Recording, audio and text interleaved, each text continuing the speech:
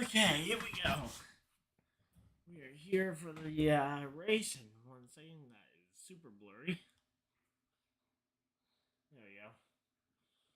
All right, so we're here for the NASCAR Cup Series race from Kansas Speedway, and oh man, I'm a little bit late. Just kind of flustered trying to get everything together. Man, it's warm, but yeah. So we're getting ready though for a pretty good race here from Kansas. William Byron on the pole, Kyle Larson on the outside. Should be a pretty good one. Let me go and do what I forgot to do yesterday, which is get my NASCAR fan reward points.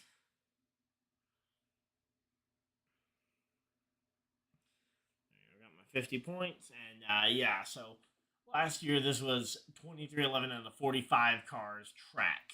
They won this race both times, both with the number 45 car. Once with Kurt Busch, and the second time was with Bubba Wallace in relief. But yeah. So yeah, that was a pretty good track, honestly, for 23-11 last year. It's hard for a team to like that to go in and win the same track and sweep it.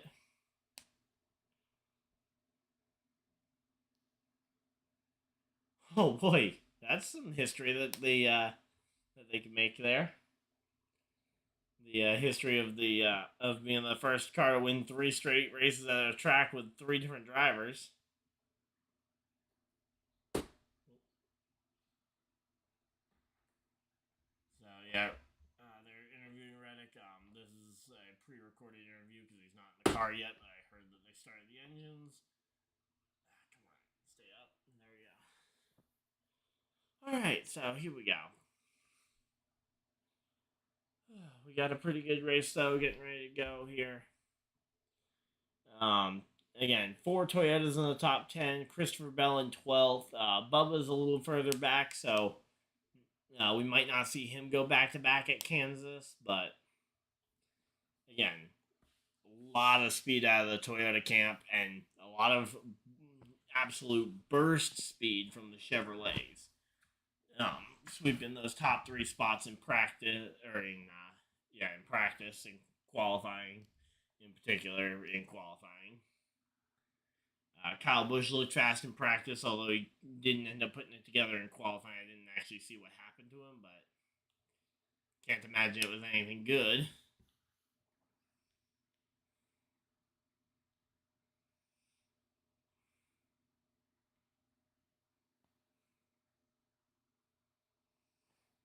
So here we go. Welcome everybody to the stream. They are rolling through the starting grid. Keselowski back in row 10. Kind of a bummer to see him starting so far back. Hopefully we get through this whole race.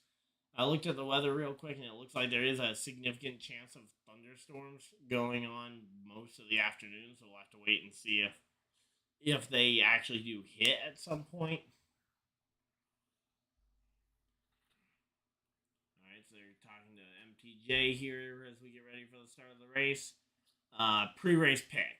I'm going to go Reddick because I think that 45 car is fast, and I think Reddick working that high line will ultimately be a threat. But yeah.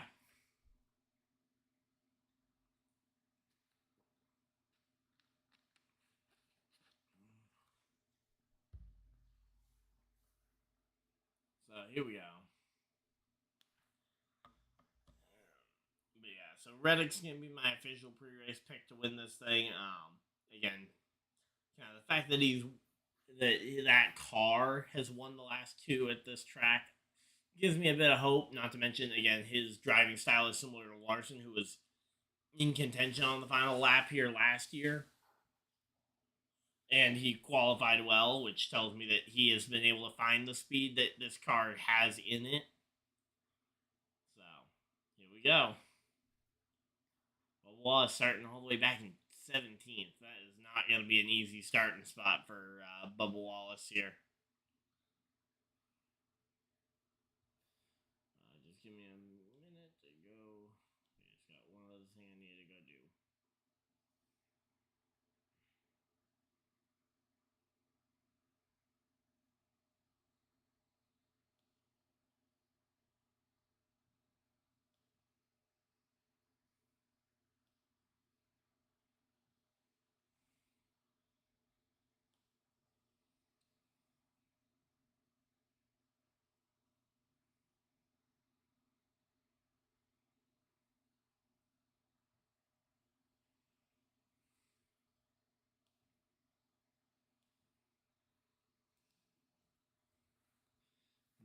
Yeah, so here we go. I do have a backup plan in place if we do end up having a rain delay, but we'll have to wait and see here.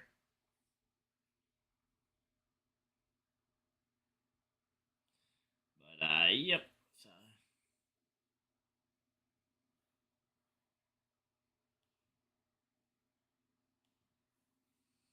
there we go. Got the Twitter post out there. But yeah, so looking forward though to a pretty good race here. Again, hopefully we'll have to wait and see. But Kansas, with the way that the Kansas racetrack is aging, they don't have the tire window. That's weird. They normally have the tire window up at these abrasive racetracks. But yeah, moving the line around top to bottom is gonna be one of the keys to win this race.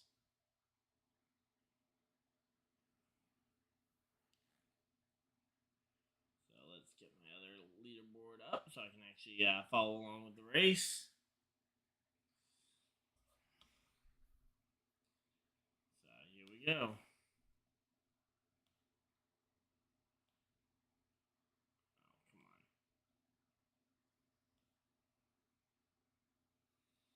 Yeah, so looking further back, Chris Buescher, I'm kind of bummed that he had such a bad qualifying session. The super sub, Josh Berry, starting 29th. He had a really bad day.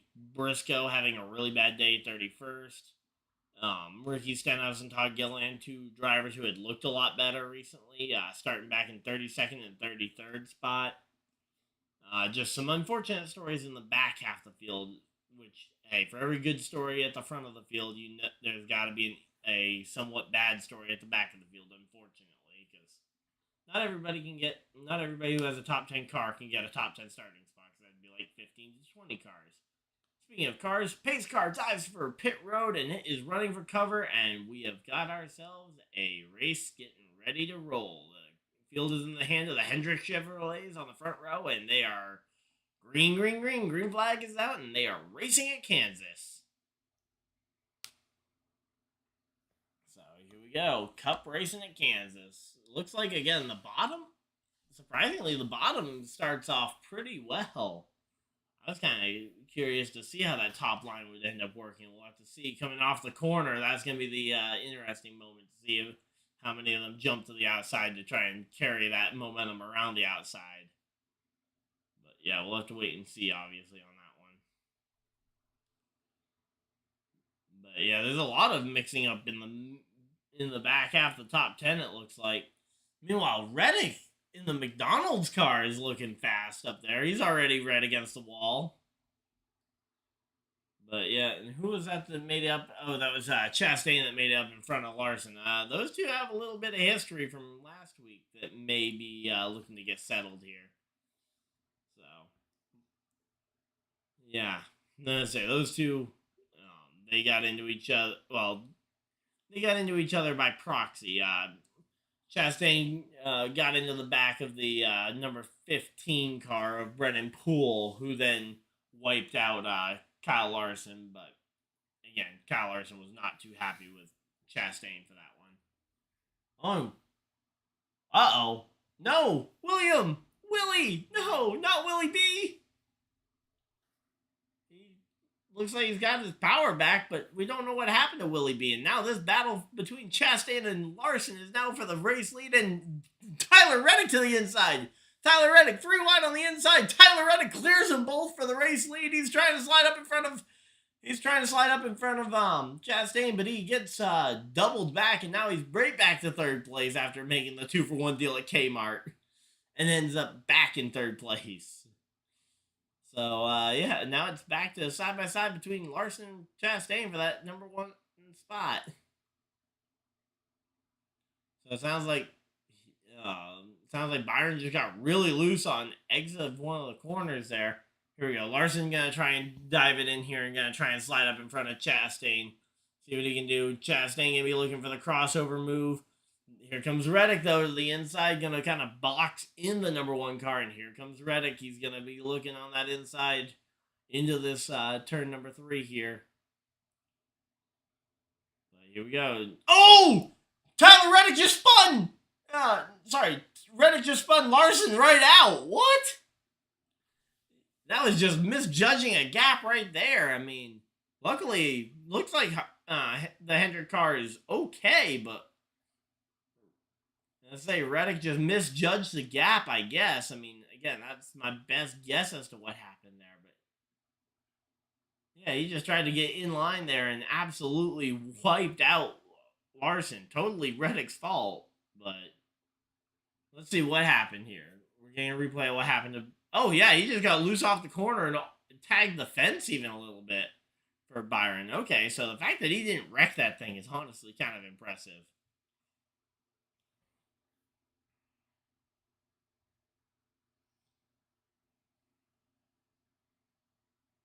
So, yeah. And say Larson is going to have a lot of payback probably that he's owed or that he owes to a lot of the field, but the question is whether or not he'll actually start paying them back. We'll have to wait and see on that one. But again, I think that was just Reddick misjudging the gap there. Again, definitely putting most of the blame on Tyler Reddick, but I wouldn't say that one is nearly as bad as some of the incidents that we've seen. I mean, that was not a Kyle Busch at Texas or a Logano Matt Kenseth type deal at Kansas, or certainly not them at Martinsville. But I mean, yeah. So let's see. Here we go. Reddick's response. This will be a key to how this is.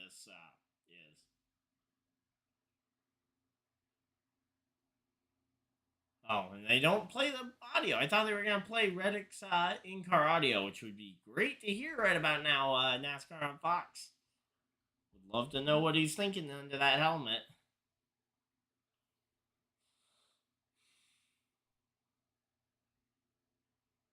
But yeah, Larson is an amazing driver, though, to be able to not loop that thing back up in front of the field, which, again, keeps us massively under control here, but kind of just amazing that he didn't end up, that wreck wasn't worse.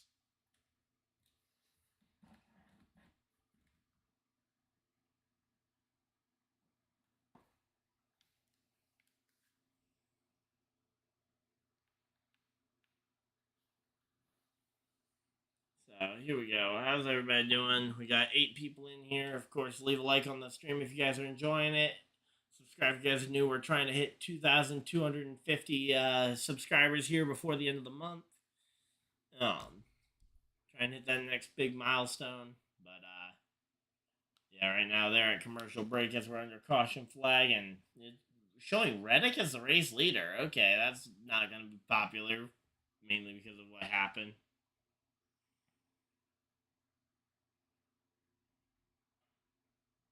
But again, we'll have to wait and see how everything actually shakes out because a lot can change here in the short space of time here.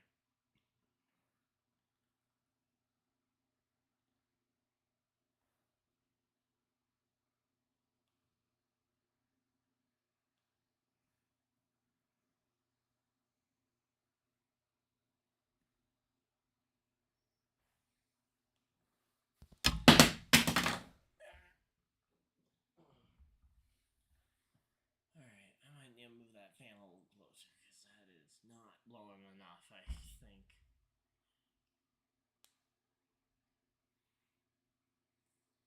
But yeah, on the plus side, the stream does say from what I've seen on the stream, it does not look very cloudy there, so it doesn't look like rain/thunder is super imminent. Again, I question how far we'll get into this race before it does start to look imminent. But yeah, so lap 134 though, that's kind of the magic number.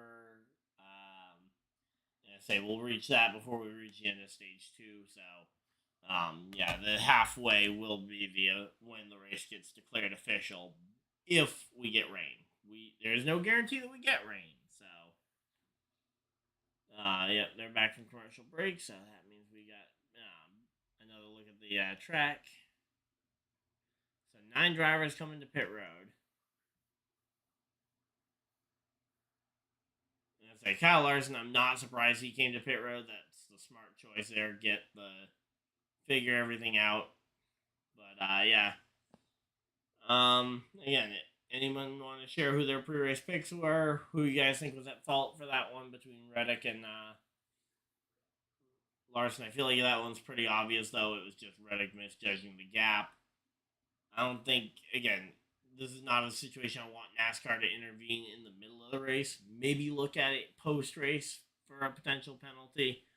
But again, I think probably no penalty, especially considering NASCAR's previous policies on kind of incidental contact in particular. So Reddick taking the inside. Okay. Curious to see what ends up happening. But yeah, I don't anticipate Reddick being able to maintain this front of the field for the entire day. Especially if Larson gets back up there. I don't know. Again, I don't think that move was bad enough to warrant a retaliation, but I know the question is going to be out there the entire rest of the day if those two end up racing around each other. Does Larson choose to retaliate for this one?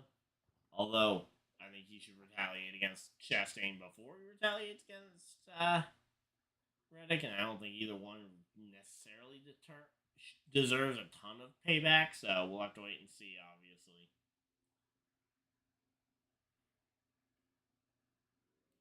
So here we go. Ty Gibbs looking on the inside. That's Ty Gibbs up to 5th right now. So Ty Gibbs up in that top 5. He is looking like a very fast car here.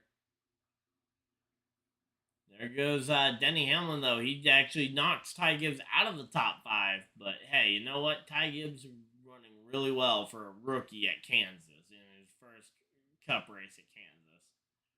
Or sorry, second Cup race at Kansas, because he filled in for Kurt Busch in the number 23 car at Kansas last year during the playoffs. So, yep.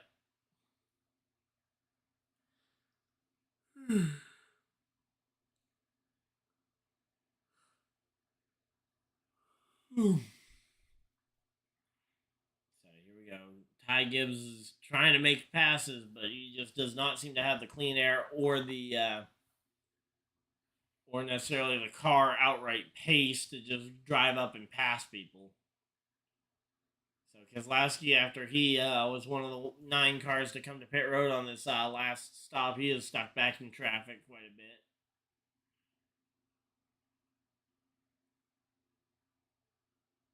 Oh, Keselowski's still in trouble. His car still isn't handling well. That's not good.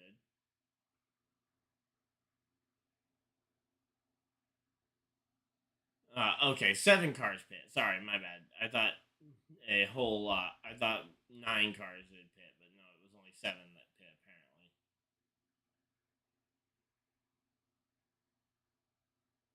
So there we go.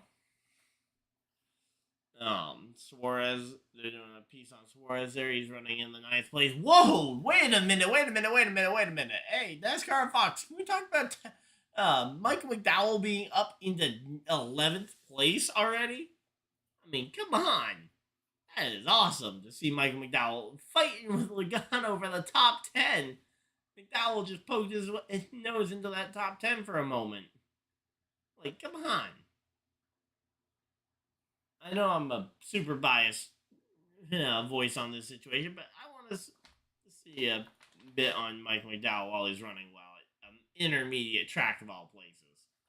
Because this is not the type of track you expect McDowell at. Road courses, super speedways have kind of been his bread and butter for his career.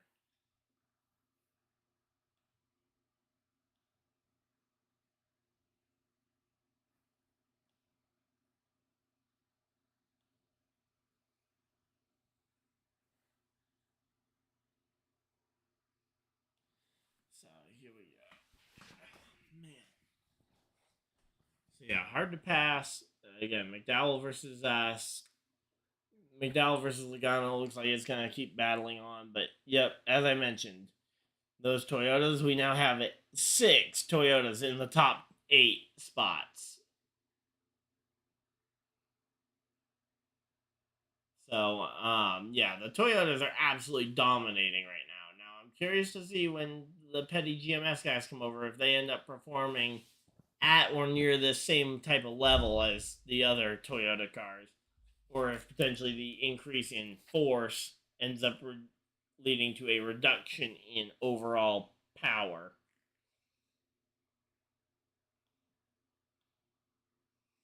So, yeah.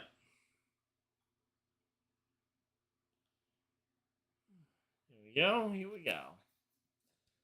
So Larson, or not Larson, Reddick is starting to kind of sail away from Chastain just a little bit.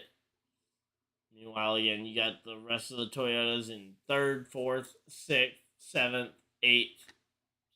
So a lot of Toyota power at the front of the field, and it's going to be hard to shake them once they're there. Oh, hey, Mike McDowell actually got by Logano, and Logano's actually dropped another spot to Harvick. So Michael McDowell up into that top 10. He might even earn some stage points here if he can maintain that.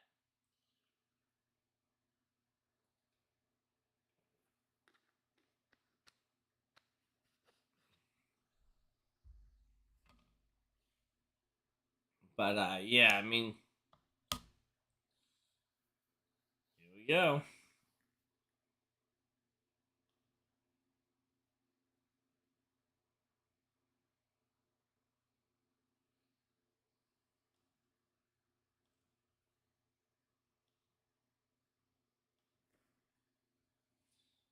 All right, so they're going to commercial break yet again, which means we got ourselves a moment where we're not going to be able to see the racetrack, so we'll only have timing and scoring to go off of here. But yeah, that was insane though to start this race.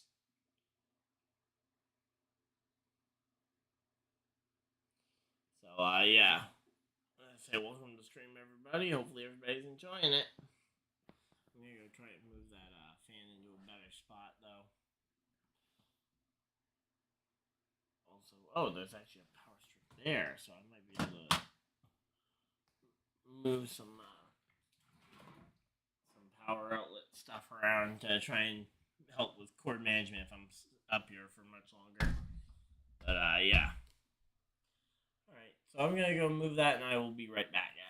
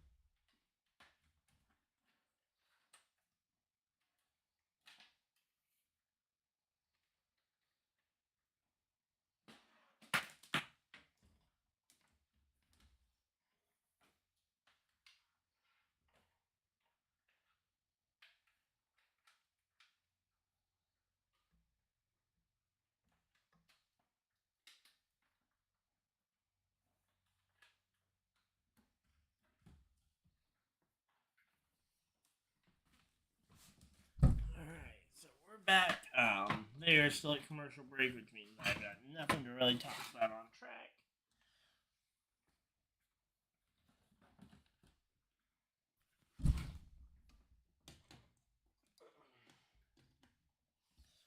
All right, and there we go. They're back. So there we go. All right. Hey, NASCAR fan, how's it going? So here we go. They're showing the Coca-Cola family of drivers. Elliott back in 26th place is the worst of them, which is, again, kind of surprising because I remember this being one of his better tracks, in particular being one of those tracks that he got his wins on there. All right, nice. But yeah, certainly does not seem like a good day though to be a Hendrick fan for most of these guys. You had you had Harrison, or you had not Harrison Burton. You had William Byron, who nearly spun himself around from the lead, lost himself, dropping back to like fifth, and now he's slid back to ninth place. Um, then you had Tyler Reddick. Yeah, I love the McDonald's schemes, especially when they incorporate some of that black in with the red and yellow colors. Like in particular, that 2018 Larson scheme that he ran at Bristol Spring Race, in particular in the Kyle and Kyle show, that was an amazing McDonald's scheme. This one gives me kind of same vibes, except for the gray is a little different than the black. I think the black hits a little better, like the jet black with the bright yellow fries and the red. Obviously, I'm a little bit biased. I mean, look at other logos around this channel, and you can see I kind of like my red and black colors. But yeah. So there we go. Oh, Martin Truex Jr. and takes the lead. What? I didn't even see that one happen. So there we go. So Hamlin and Truex both got by Tyler Reddick. That's not good. But yeah, McDowell up in the top 10. I'm excited to see that one. But now, curious to see if MTJ can go back to back now that he's gotten through it. Ooh, Kyle Larson just chopped the nose on the 3. But yeah, after he got spun by someone doing the same type of thing to him, kind of surprised to see him doing the same thing. But I guess that just kind of goes to show that he really doesn't have a lot of room to be upset with Reddick a ton, because again, he is doing the same type of slicing move in the line. Now, again, Reddick definitely misjudged it, but I don't. If Larson was in the same position, I think he makes the same move, and it's basically a coin flip as to whether he wrecks someone or not. So, yep. I'm liking seeing Ty Gibbs up there in the top 5. Really curious to see how he does as he's now up into the. He's the 4th best Toyota car, but he's also the 4th best car on the track right now, which is incredible to see a young driver like him able to hit that kind of stride this early in his career. Oh yeah, why is my fan not going here?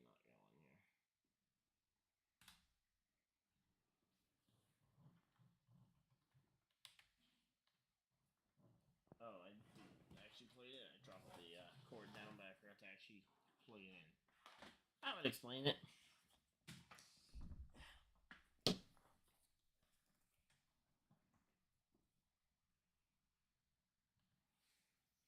But yeah, so NASCAR fan, who are you rooting for to win this race, or who's your pre-race pick?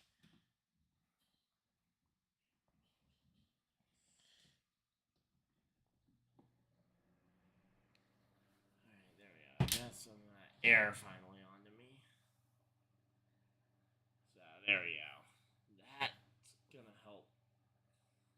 But yep. Let me know if the noise gets to the camera, because I can turn the power down on the fan a bit to try and get better. But here we go. Of course, we're still on our quest for 2,250 subscribers to hit that next milestone there. But yeah, I think I'm gonna turn that down just a touch, because that is definitely making me feel a little bit like a polar bear. But yeah. So here we go. Here we go. Hopefully you guys are excited for a good day of racing, and hopefully that's what we get. Because with the short tracks, I will say we've kind of had a few bad races in a not very big space of time. Then Talladega underwhelmed. Honestly, the entire month of April was kind of just meh in terms of races. I mean, the best one was by far Bristol Dirt. And honestly, if you look back to the next gen era, honestly, I'd say the best 2 races in terms of short tracks were probably Bristol Dirt and Bristol Dirt. Probably Bristol Dirt this year, and then Bristol Dirt last year is the top 2. Yeah. I know not a lot of people are big fans of Bristol Dirt, but personally, I enjoy it, and it's been the best short track race the last 2 years with the next gen car, and it's been getting better each year, which is also impressive. And oh, Byron is on pit road for a green flag stop. He's getting tires, fuel. So I guess he's gonna try and get this thing fixed up now rather than wait. And now we got 5 Toyotas on the top 5 as Bubba Wallace passes Ross Chastain here for the 5th spot. And now it's 6 Toyotas in the top 6. All the Toyotas are in the top 6 spots right now. William Byron speeding on pit road. No, no, no! You can't do that. That's not good. He can't be doing that. Oh, and Suarez coming to pit road. Cindric on pit road. So it seems like that pit stop dragging a few people to pit road.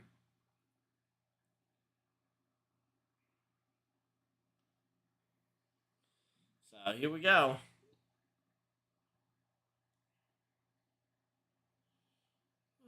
Here we go. So a lot of guys pitting. Here we go. Bubba comes to pit road from the top 5, so that's the first Toyota driver to come to pit road. Yep, there goes Chastain coming to pit road. I think pretty much everybody probably should be pitting here. McDowell, I kind of hope he pits just so he can stay somewhat in the cycle of the top 10. Even if he loses a couple spots to the top 10, I'd like to see him at least keep it close here. But yeah. So here we go. Reddick pulling into his pit stall. Denny Hamlin's already there. Still have not seen for sure that Michael McDowell has come to pit road since he's gaining spots. I'm guessing he still hasn't. But we'll have to wait and see. Maybe he'll pit later, but I could also see his team kind of having the idea that we're not really in contention for these wins very frequently. Let's see if we can stay out and pull a crazy strategy to lap the field or whatever.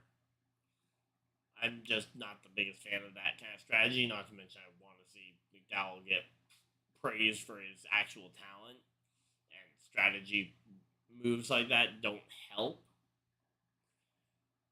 Not to mention, again, losing time on track potentially is not a good thing. Christopher Bell, the race leader, and he is the last one on track right now. But again, I'd be shocked if Bell stayed out here much longer. He might be staying out to lead 1 or 2 laps here. So here we go. Truex jumping up the board. Not sure why he jumped up the board so drastically. Oh, and there he goes, back down. So yeah, they're talking about the undercut here of pitting before to get those fresh tires sooner. That way you can jump ahead. So here we go. So the 11 leapfrogged the 19 on pit road there.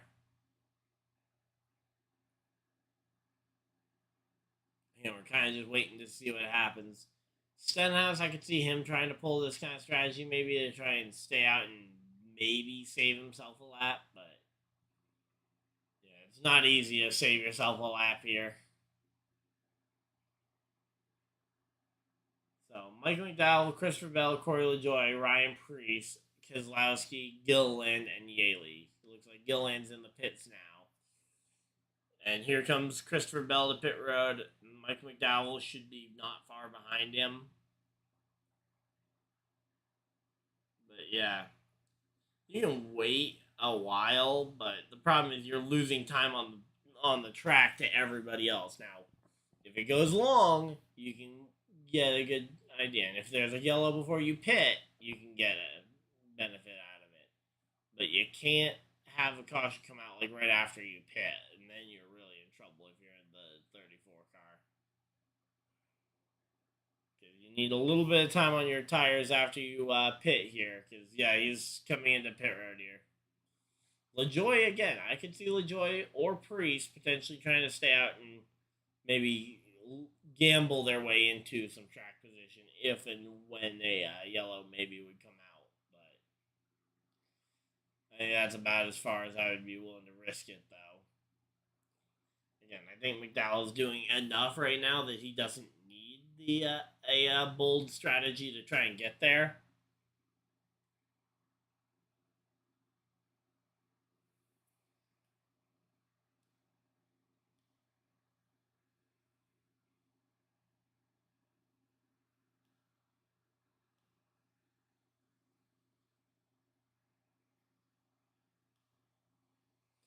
Oh, Josh Malicki gets a penalty. Too fast on pit road. That's the number 78 car.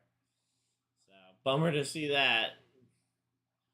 Small town, or kind of small town driver there just trying to make something happen and ultimately coming up short there. So Brian Keselowski did pit earlier. Well, he's the only one that kind of pit in the early start of this race. Him and LaJoy, I think, both did.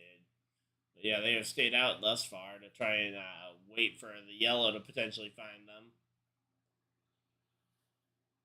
But yeah, Corey LaJoy, though, right now, he is just trying to, again, they're both trying to gamble here for some track position. But I don't necessarily anticipate you getting it. It's going to be a very hard one to maintain. So there goes Corey LaJoy coming to pit road, and are we going to see Keselowski right behind him? Keselowski gets passed by Hamlin regardless, so Keselowski stays on the track, though.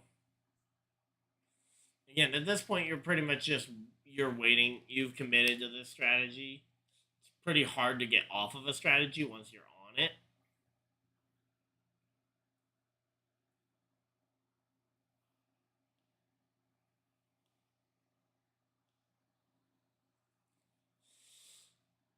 So here we go. We've stretched this race out. Let's see.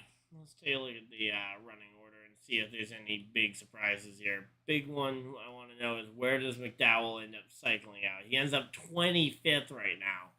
Again, I hope that we can run long and maybe again he can make something happen as we close in on the end of the stage. Because again, we haven't really talked much, but we're a little bit we're coming up on lap 50, which is 5/8 of the way through this stage. So, but yeah, Michael McDowell, he's gonna be on the move though here now that he's got his fresh tires compared to the guys around him. But yeah, we'll have to wait and see when Brad pits. And then looks like Bell again had not that great of a stop compared to the other Toyota guys. We got Hamlin, Truex 1-2, Reddick up to third now. And Reddick's going to be passing Keselowski here soon. Ty Gibbs will be fourth. So, really, you've got Suarez and Chastain and Blaney breaking up the Toyotas from being 1, 2, 3, 4, 5, 6 at the front of the field. Not counting, again, the guys who have yet to pit.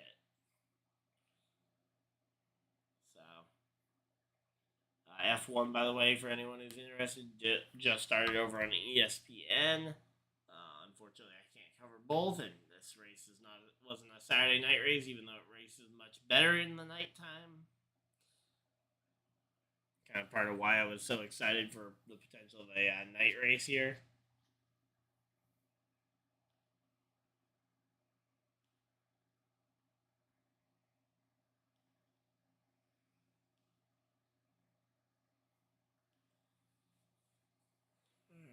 So here we go.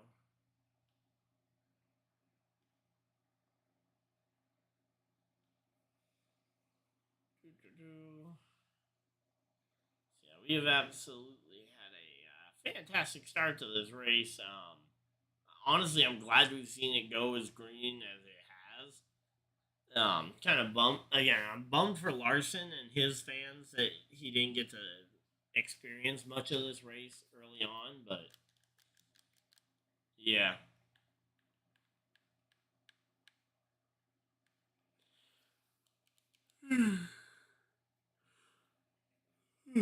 Oh, man. But yeah. So here we go. Reddick Ty Gibbs, they've gotten up to 4th and 5th. Bubba's up to 7th. Christopher Bell, though, still struggling back there in 11th. Has not really made any ground here.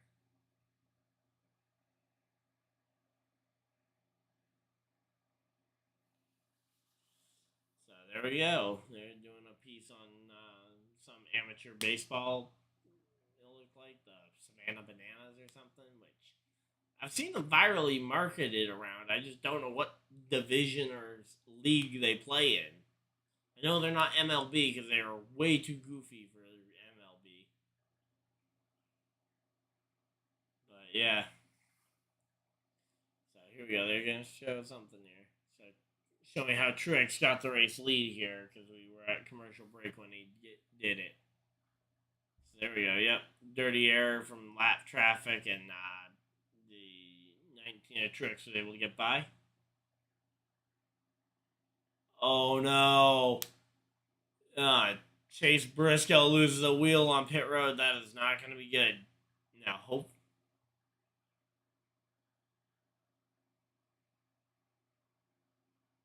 So they not. Oh, the Ty Dillon, or not Ty Dillon, sorry. The Noah Gragson crew ends up grabbing the tire from the 40, or from the 14 car. And now Briscoe is backing right up. That's going to kill Chase Briscoe's day, but hey, you know what? At least it doesn't bring out an untimely caution and break up this race. Because this race, again, the flow of the race has been pretty good.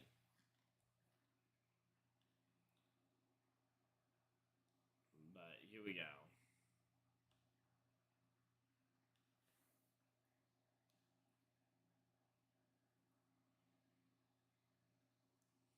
So yeah, let me know if the fan is too much, by the way, because again, I'm not sure because I'm not listening to the stream, so I don't know if it's too loud.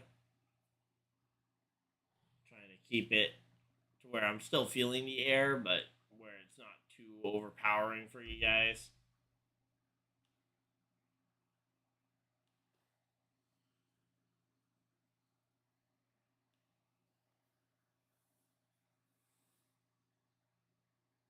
So okay, a pass-through penalty for the 14 of Chase Briscoe. That's not too terrible. I mean, again, it will bury him in terms of actually trying to win this race here today, but it will not be it won't hurt him next week in terms of the performance for more than just today.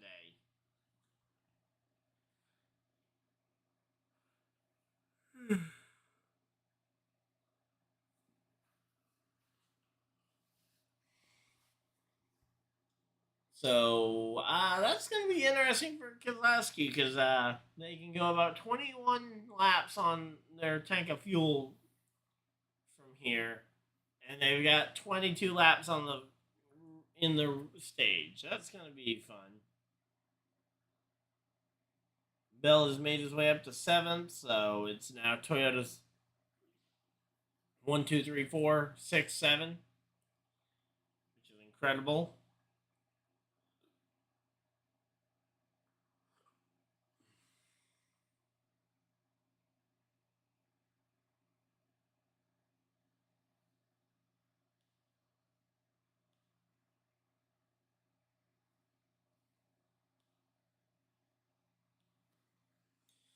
So yeah, I mean, again, it's just kind of one of those things that it's a pain to try and keep track of all the strategy, but I say each one of these crew chiefs is having to do that, and I want to see what. Oh no, don't lap McDowell! Come on, Michael McDowell just got lapped. That's not good.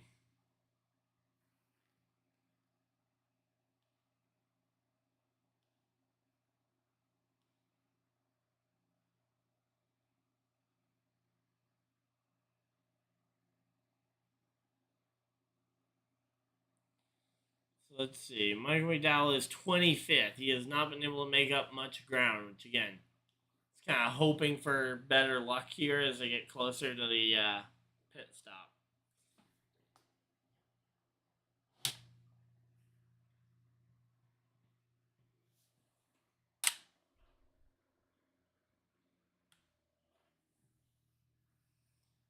there we go.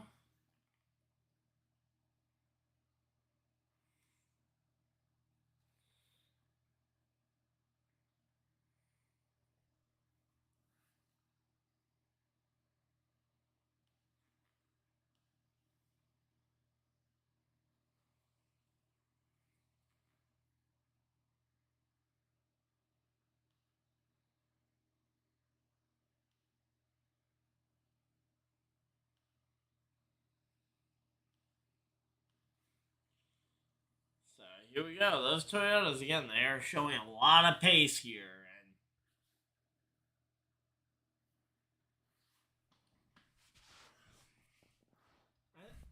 and I think the again I kind of been the big one that I'd seen in my friend group at least kind of pushing the Toyota bandwagon here. But man, they are fast today once again for the third race in a row.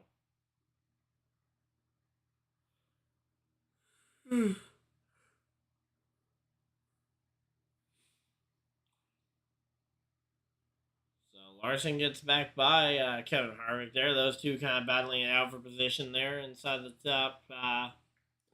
Is that battle inside the top 10? No, that's definitely not a battle inside the top 10. Where is that battle? That battle is for 11th and 12th there. So there we go.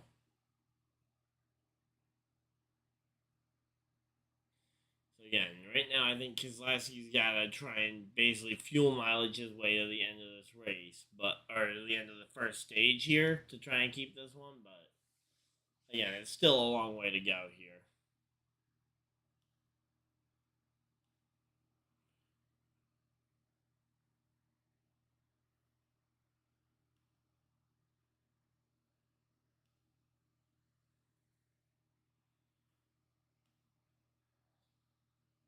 So here we go.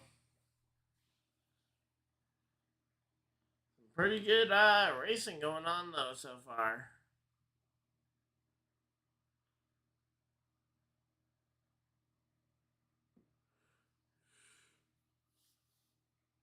So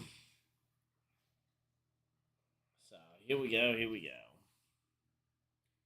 How's everybody doing? Who do you guys think is gonna win this first stage? I guess I'll quickly actually put up a poll for that.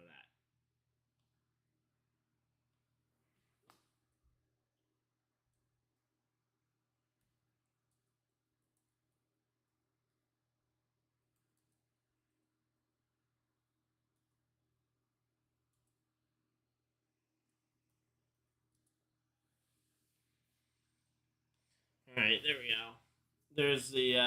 There's a quick poll question here for this first stage as we have 12 laps to go here. Will a Toyota driver be able to close out this stage win?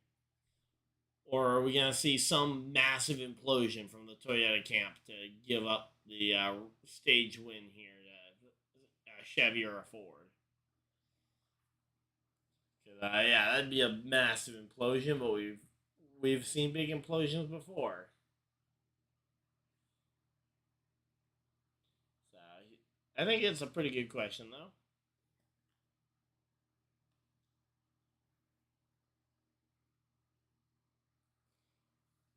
But yeah, it's gonna be an interesting one though to see what ends up happening.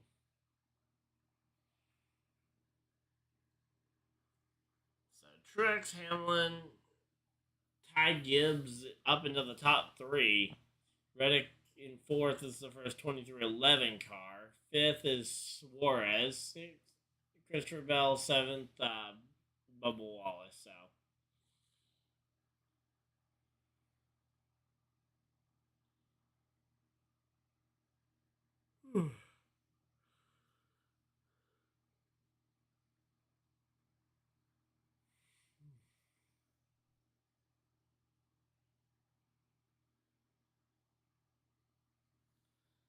Here we go. Here we go. It's a pretty good race going on here, but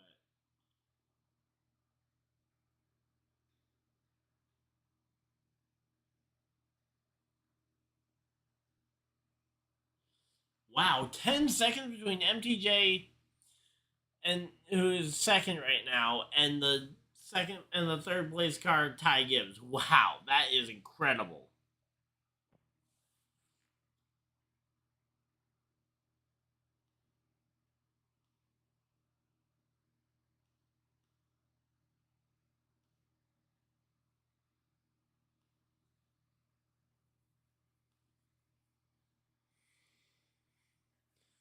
So William Byron comes back to pit road for more repairs. That's not going to help his day. Oh, he went and spun again here. So he spun himself again for the second time.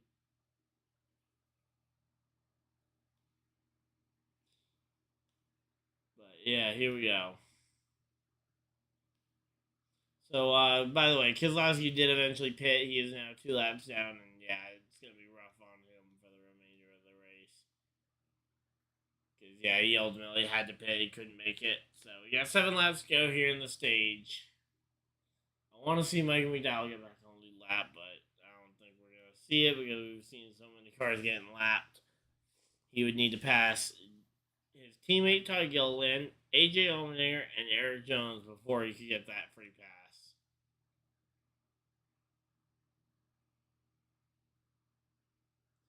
But here we go. Josh Berry, wow, he's currently in 16th place. That's not too bad for him, honestly. Oh, someone's really expecting a Toyota implosion here?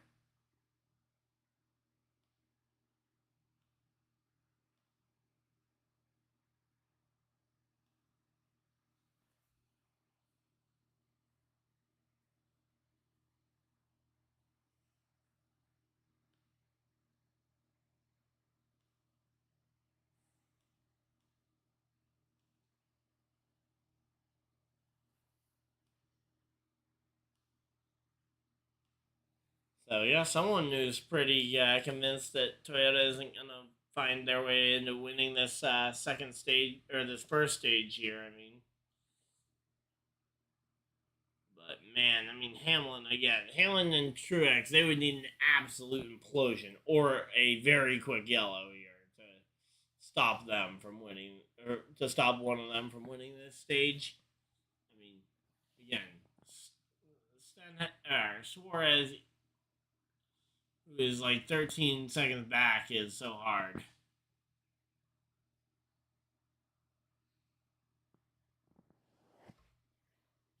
So there we go. Larson's been on the move. He's passed 26 cars here since the last restart, since the restart that ended his break there. And did it switch me back? Okay, no, I'm still okay. So, oh, for some reason I'm backed up there. There we go.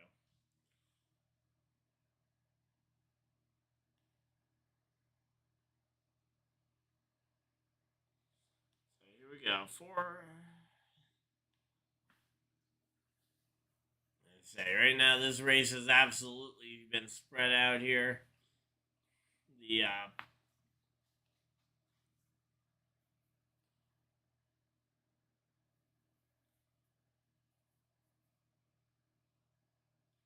they're showing the playoff standings.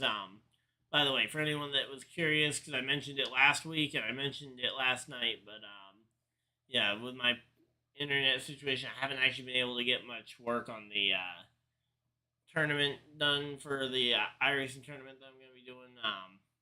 But yeah, those videos with the AI drivers um, should hopefully be getting started and being uploaded by midweek this week. I'm shooting for either Tuesday or Wednesday of this week to have the first video from that uploaded. But over the next 2 weeks, and here we go. Denny Hamlin wins the first stage. So not very anticlimactic. I mean, it was him and Truex for the win, but Truex wasn't really putting up much of a fight at the end there. So Toyota does end up winning stage 1 here.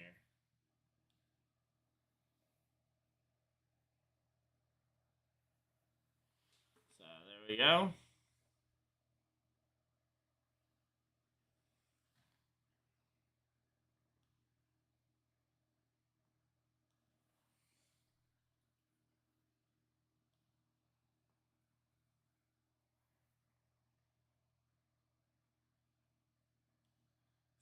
here we go. So we got through stage one with very little trouble. Glad to see again. Honestly, I like seeing the stages being able to play out somewhat naturally. And again, we had a full cycle of green flag stops. We saw some guys stay out longer than others. But yeah, Toyota guys absolutely maximized the points here. Pretty much. I mean, they went 1, 2, 3, 4, 6, 7. Suarez being the only one breaking them up there. But yeah, here we go.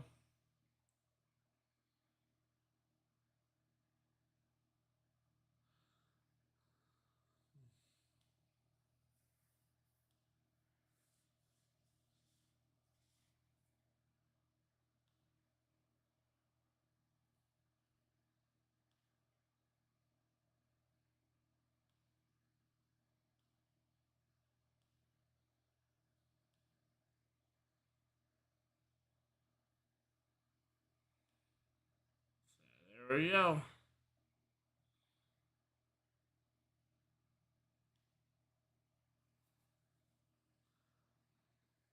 So we got Darlington next week, which is going to be a fun one to talk about. Of course, Lady in Black always seems to provide some sort of storyline.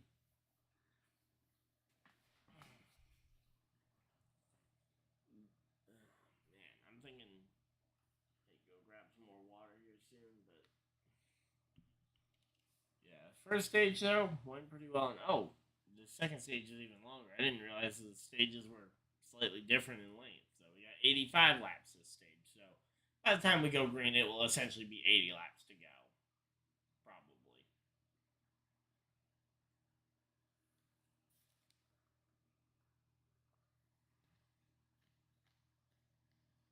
So again, though, that Toyota dominance is absolutely decimating the leaderboard. Though there is not much room for anybody other than Toyota on that leaderboard.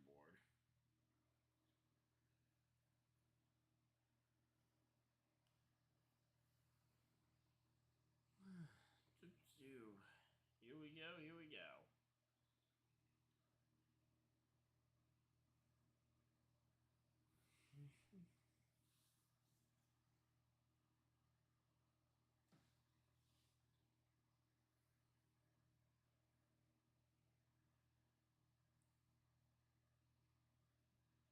Yeah, I mean, if you have ones to watch, Toyotas should be on that list for sure.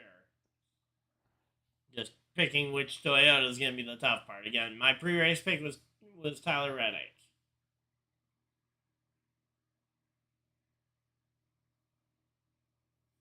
But yeah, I mean, I'm very impressed with how Ty Gibbs is doing this week.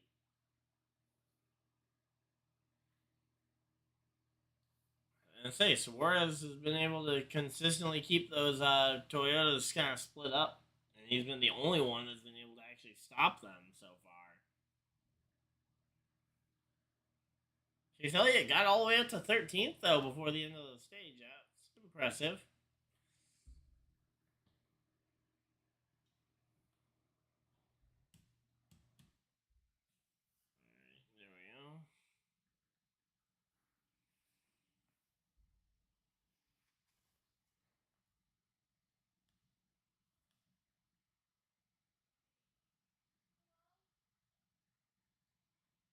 All right, there we go. So here we go. Here we go.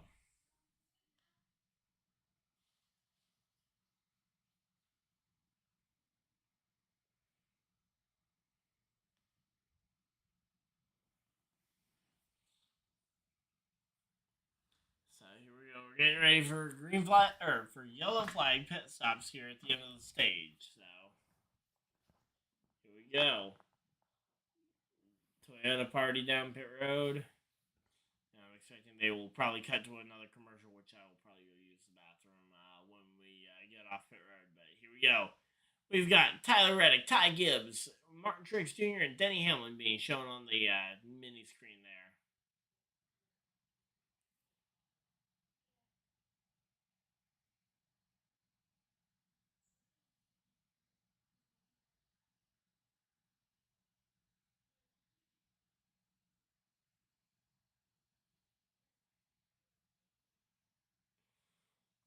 we go. Race off pit road. It's going to be Hamlin, Truex, Ty Gibbs holding serve. Suarez up there.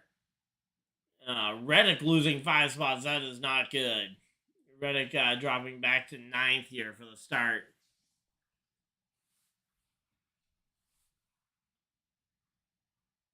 So, but man, good run though, or good pit stops for the rest of the Toyota camp though. Again, let me see how the I'm gonna check my fantasy lineup real quick while we are under the caution flag too.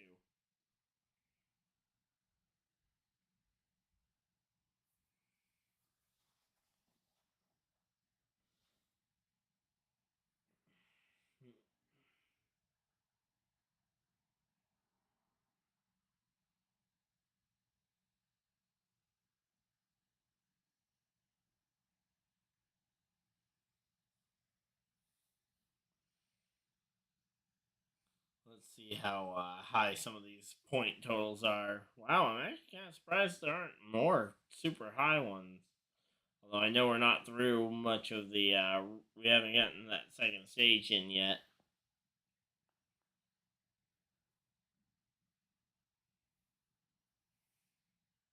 But yeah, so there's quite a few, quite a few people in my fantasy league that are doing pretty well though. A lot of people have those Toyotas pretty well pegged down though. But yeah, so I'm gonna go use the bathroom real quick, and I will be right back.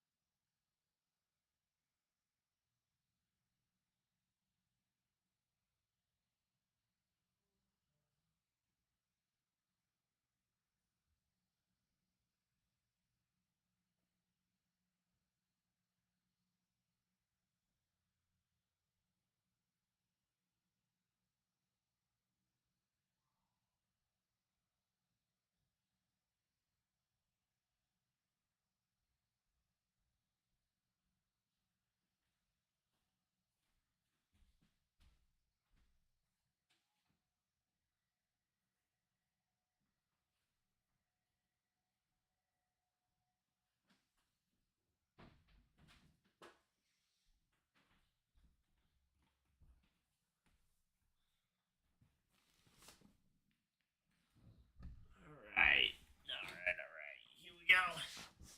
We are back, and we are getting ready for stage number 2. They're doing a piece here on Dirty Air as they come back from commercial break, so we timed this pretty much perfectly.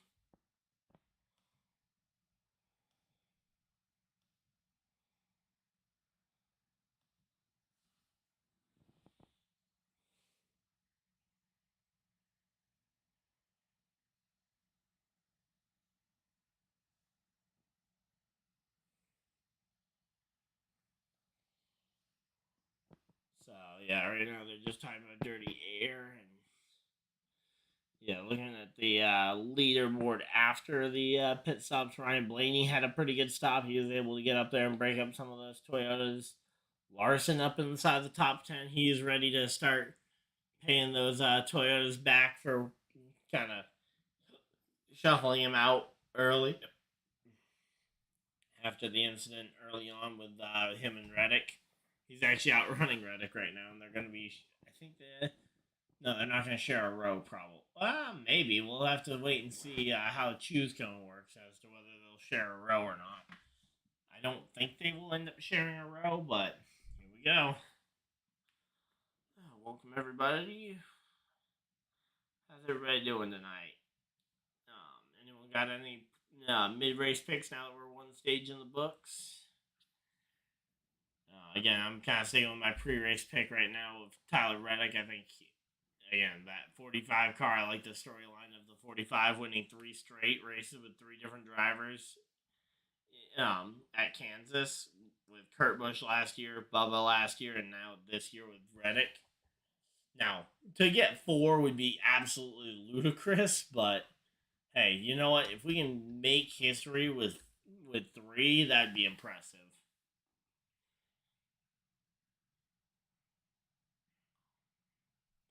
So here we go, going through the Geico restart zone, and it is green, green, green. Green flag is out, and they are racing at Kansas one more time.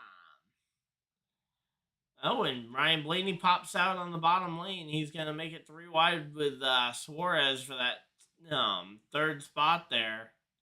It's going to be tough to maintain that kind of spit position there. And, oh, wow, we got guys going really wide there and allowing Ty Gibbs to just kind of hold his line. And Ty Gibbs is now up into that top 3, and he's uncontested there. Bubba Wallace in another McDonald's car is up there, or is that Reddick? Yeah, that's Reddick that's up to 3rd now.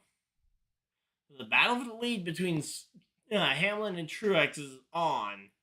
Meanwhile, you also have a simultaneous battle for 3rd between 2 other Toyota teammates with the Ty Gibbs in the 54, and you've got the 45 of Tyler Reddick here. Looks like Ty Gibbs is going to drift back just a little bit as Chastain weaves his way through and actually manages to split the Toyotas up a bit here as he takes 3rd place. Chase Elliott starting to look impressive here. Chase Elliott starting to show some muscle. About time that we saw that 9 car show some muscle at the 1.5 here. Supposedly, the last time Elliott won at 1.5 was that Thursday night race at Charlotte. So yeah.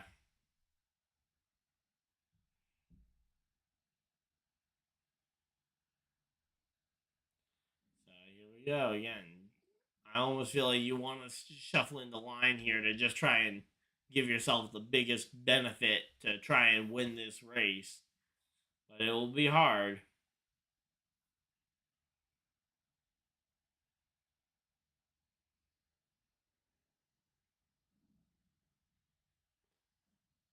Sounds like there's some thunder going on here right now, so hopefully that doesn't affect the stream any, but sounds like I could hear thunder at least out the window.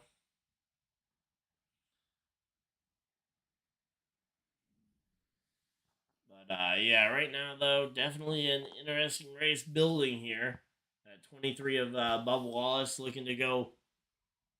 Is Bubba Wallace really about to make it 3 wide with his teammates? And he just chopped Ty Gibbs, the nose of Ty Gibbs' car there. I mean, they are fighting it out for this 3rd best Toyota teammate here.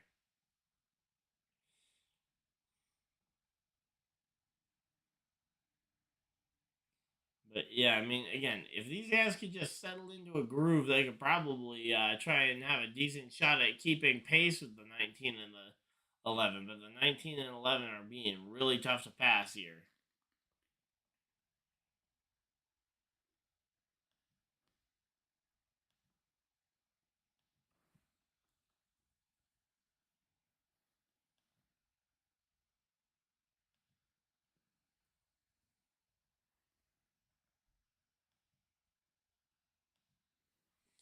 But yeah, clearly it seems like the way to win this race is going to be trying to have a Toyota engine in your car, though, because Because right now, Truex and Hamlin are untouchable, both because they are experienced and they have those Toyotas. But yeah, Reddick is all the way back to 10th place now. Curious if Larson may have done a little something to try and force him further back. Because again, we've seen him run pretty well here.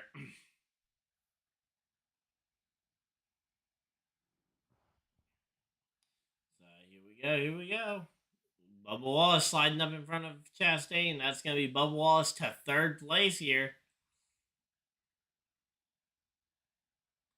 And then here we go. Christopher Bell versus Ryan Blaney there for 7th. So there's starting to be a little bit more parity in terms of the Toyotas at the front. Which, hey, you know what? Any bit of parity right now is going to be welcome here. Because we could use the shake-up in the field.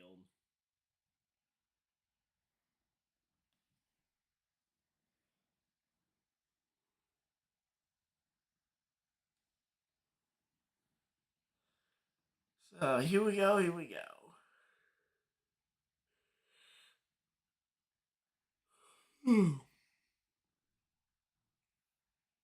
So Kyle Larson trying to look to that inside. Josh Berry up into that top 10. Hey, you know what? The super sub is really starting to make a name for himself here.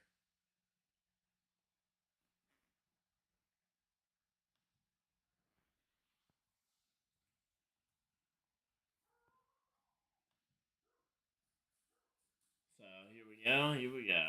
We got a pretty good battle though for the lead between these two. Again, the problem is that it's only these two that are fighting for it. And we got, what, 2 seconds between them and Bubba for 3rd? But yeah, so right now, though, it is going to be a dogfight between the 11 and the 19 cars. But yeah, if I was race control, I would definitely be. Again, I would probably be looking for something to bring out of yellow, but again, you don't necessarily want to be looking for something to bring out of yellow because bring out of yellow, I prefer that it don't happen, but right now with the gaps that they're opening up, it would certainly spice up the racing to have a yellow.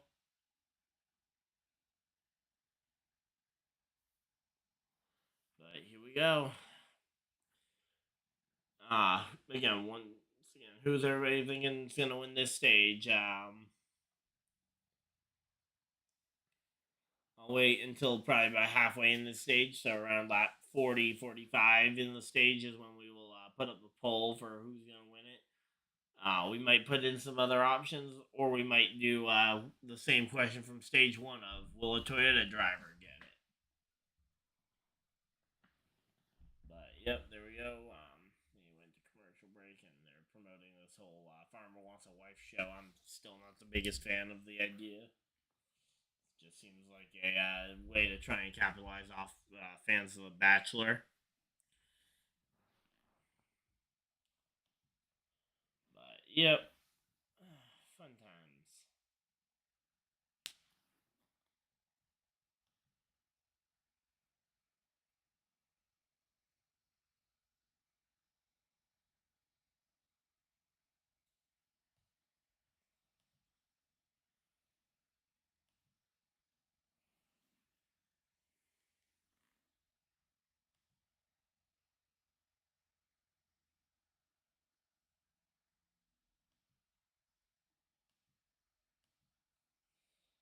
So, here we go. Here we go. Let's see. I'm gonna say closing in on 100,000 lifetime views on the channel. That's pretty cool to see.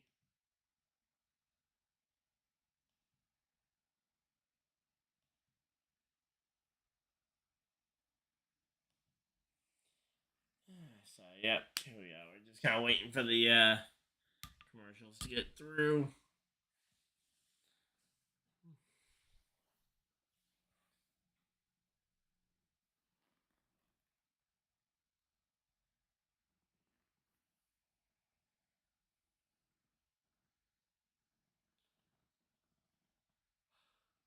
Man,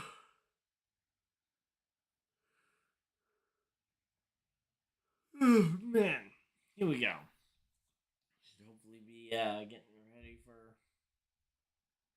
going back to the green, or back to watching the green flag. Ty Gibbs is kind of settled into fifth place. Christopher Bell is also settled inside the top six. So everybody but Reddick for those Toyotas is kind of settled back into their original running spot. Reddick is settled all the way back in 14th. I'm not entirely sure the free fall is done. I think hopefully for right now at least it'll be done, but Bell just passed Ty Gibbs, by the way, for fifth. But yeah, and then you've got three Hendrick cars there, 7th, 8th, and 9th, ready to pounce if these Toyotas do start to take each other out of this race.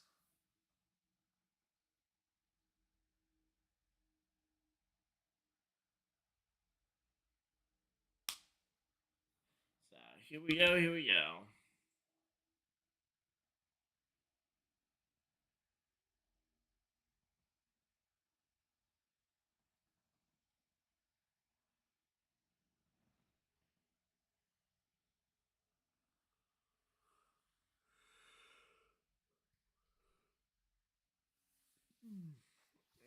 I say Kansas has been a really good track for Truex. I remember him sweeping it back in 2017, which is probably again my most memorable season I remember the best of all of NASCAR that I've watched.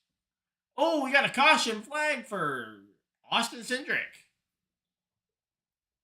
Austin Cindric looks like he tore up his car. Let's see whose free pass going to be. AJ Allmendinger is the free pass.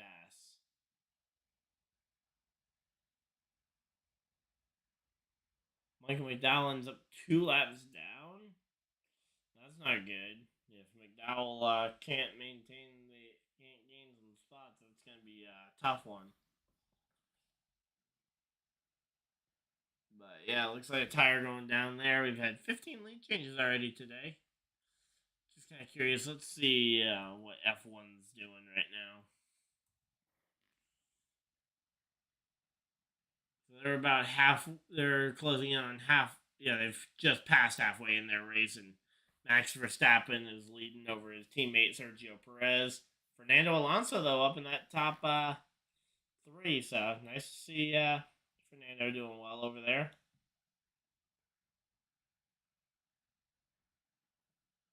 Esteban Ocon doing well over in F1 as well. Running 5th.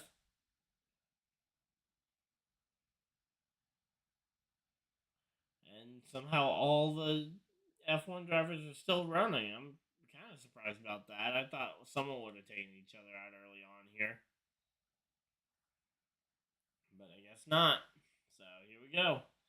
Welcome to the stream, everybody. Of course, leave a like if you guys are enjoying it. Subscribe if you guys are new. Again, we're still working our way towards the next milestone of 2,220, 2,250 subscribers here on YouTube. So just trying to get our way there.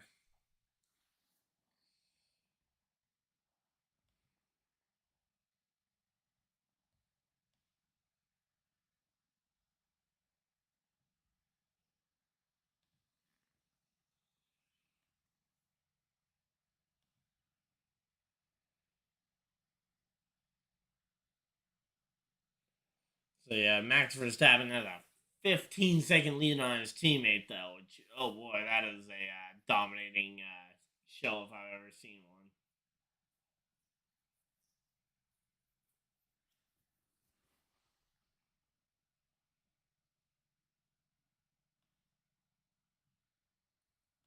You know what? I will actually go ahead and pop the F1 leaderboard up there so I can kind of toggle to it when I want to talk about it.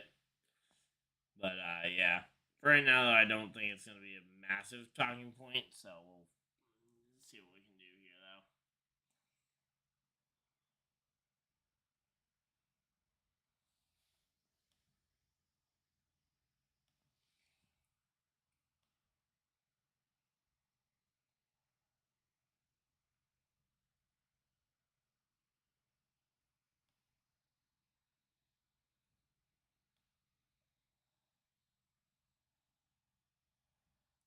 it's a little... Alright, here we go.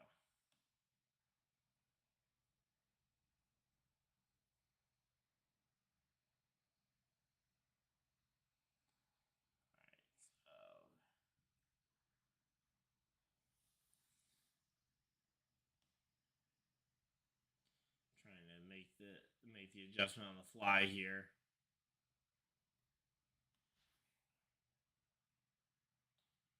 Just because I know I'm going to want to talk about F1 as we go, and of course, since NASCAR can't seem to schedule around it, because I would love to have been able to watch both races kind of individually as their own separate thing. But now, where they're going head-to-head, comment is going to have to be raised at some point about which is going to stay the biggest motorsport in America. So, let's say we'll keep it. There we go.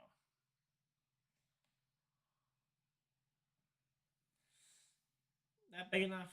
I'd say it's big enough. All right, so we will hide that away right now because we're not really talking about it, but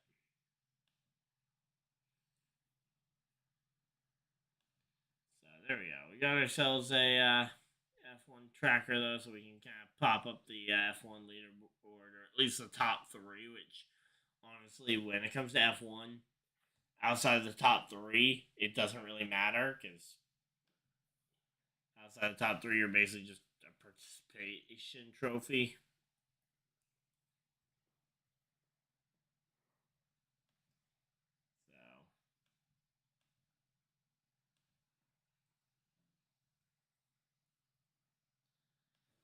So yep, NASCAR though was still at commercial break. So all right, I think we made some good use of this commercial break here for NASCAR. And also, yeah. I may also start streaming a bit on Twitch, just some other games over at Ryan Dyer Gaming on Twitch. So if you guys are interested, check that out. I'm not sure that I'll be doing that more, but I'm hoping to.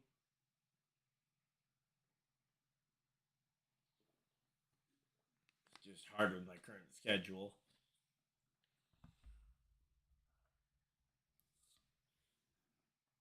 Where I'm streaming multiple hours a week. I mean, I'm streaming. What was yesterday? It was just under 2 hours, right?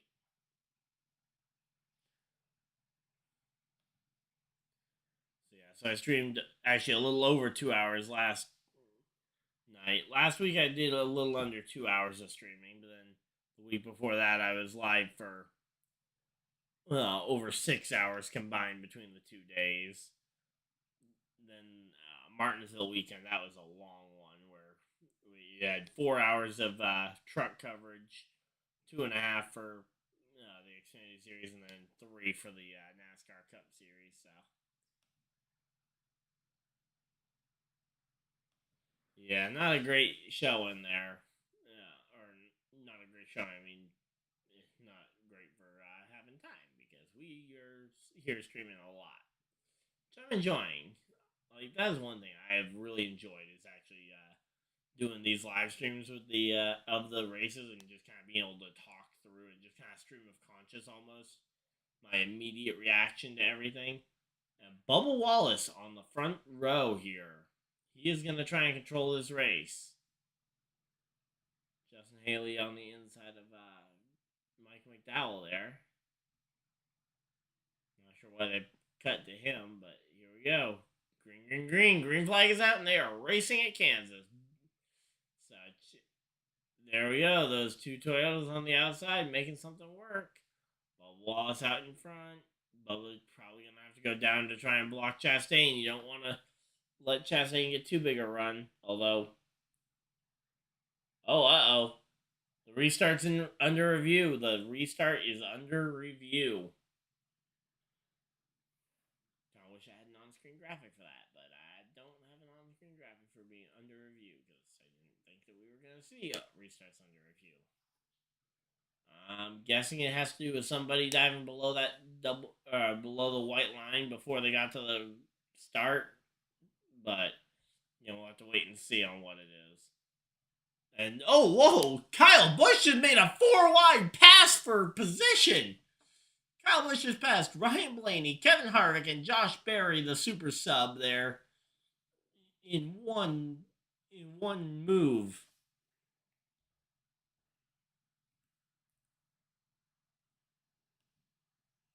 That is amazing from Kyle Busch. So here we go. Hopefully you guys are enjoying this. I know I certainly am. So Hamlin making a move to the inside here on Chastain. Chastain gonna try and hold steady here. And there we go. Old friends there, the 1 and the 11. Chastain versus Denny Hamlin. So yeah, curious to see what Denny ends up doing to try and pass the Ross Chastain. So we know Chastain is not going to give the spot up easy.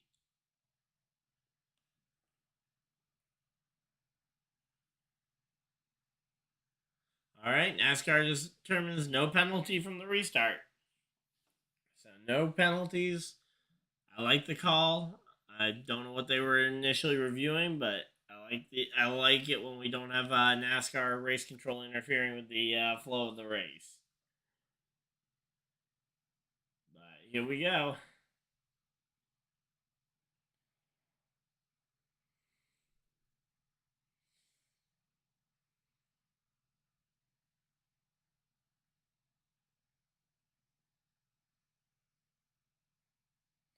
So here we go. Truex versus Bubba Wallace here for the race lead. Truex has got the edge in front.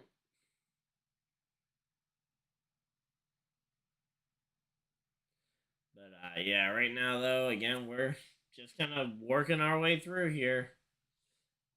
Hamlin got by Chastain for now.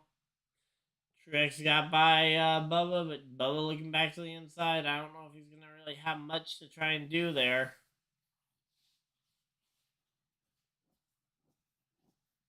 But here we go.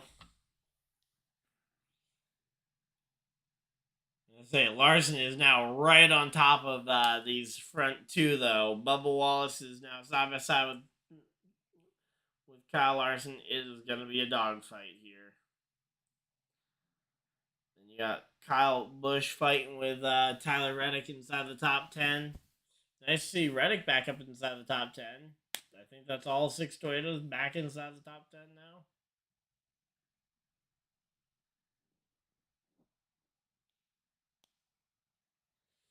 But yeah, here we go.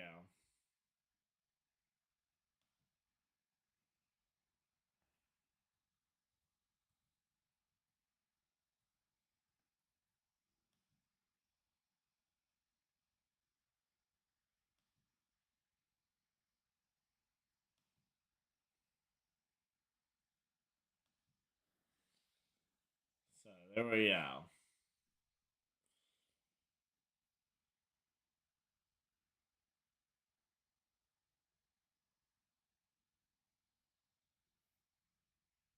So here we go. Yeah, we're just kind of logging laps here. We're at about the halfway point. So here we go. I'm gonna put up the poll for this stage. So.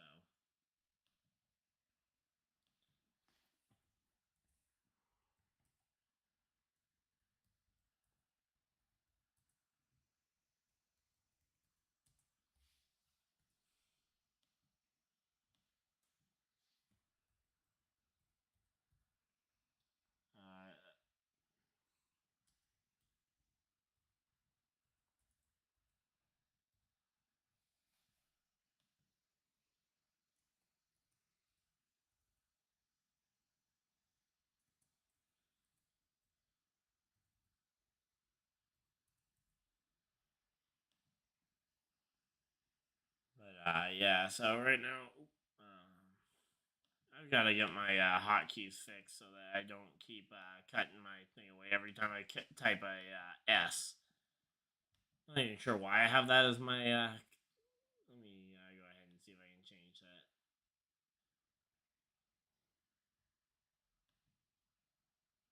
Let's see, hotkeys. Where are my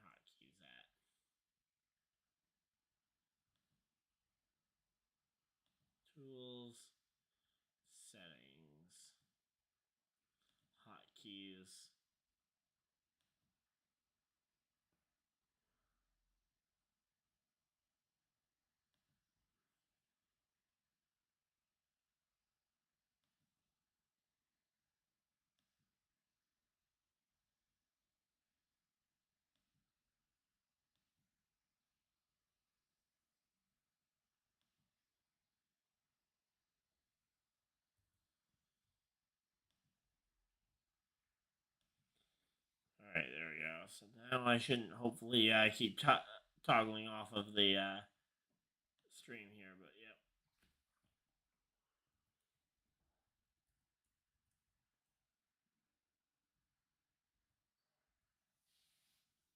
So here we go.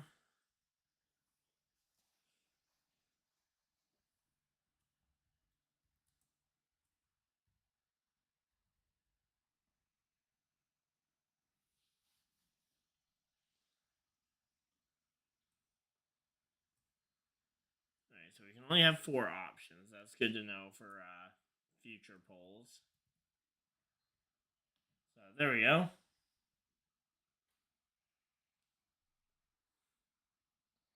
So who will win stage number 2? MTJ, Bubba Wallace, Larson, or the 4th option I put other because there's a lot of other drivers that could win this stage. Figure those though are probably your 3 most likely though.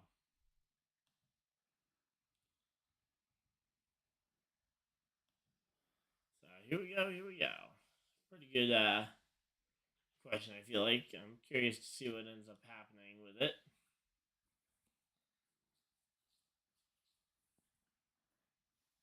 So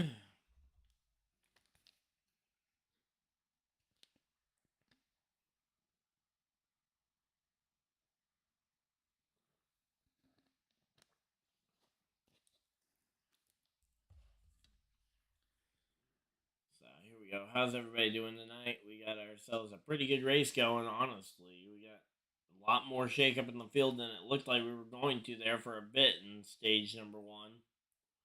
Stage 1, it looked like it was going to be a complete Toyota domination show, but Larson has been able to make his way back after the early spin. Chastain has been able to consistently put himself in between the Toyotas. Kyle Busch has managed to make his way up into the top 10. Josh Berry, the super sub, going to be working there on that one.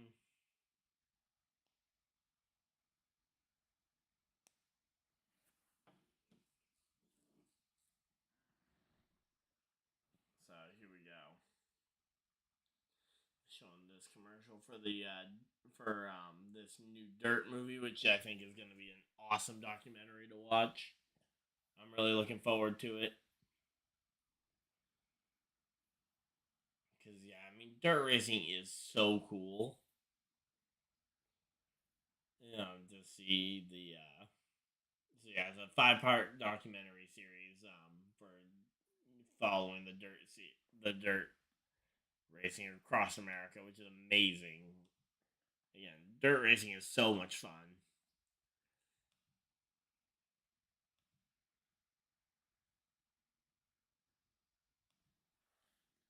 So Larson's made his way to 2nd, so Larson could potentially go ahead and get this win. But yeah, Bubba gonna hold serve here in 3rd place. So here we go, 33 laps left in this stage. If you guys have a driver in your lineup that you want to get swapped, now would probably be a good time to do it because we got ourselves a pretty stable running order. Oh, William Byron came in for another pit stop. He's had a rough day after hit. I mean, he's been loose on his own all over the place. So.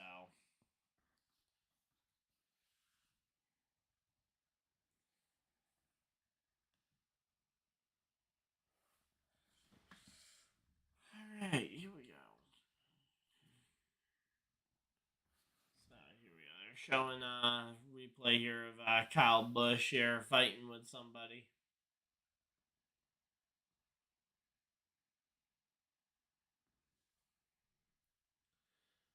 Welcome everybody though that's tuned into the stream. We appreciate to have you guys here. And let's say that was he was in the middle of 3 wide there with Barry and Reddick. So here we go.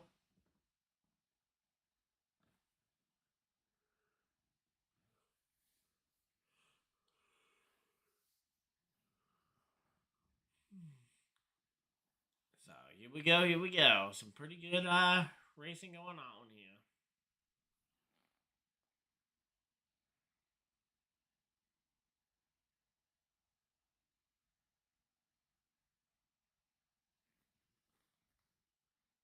Let's really quickly just take a peek at the.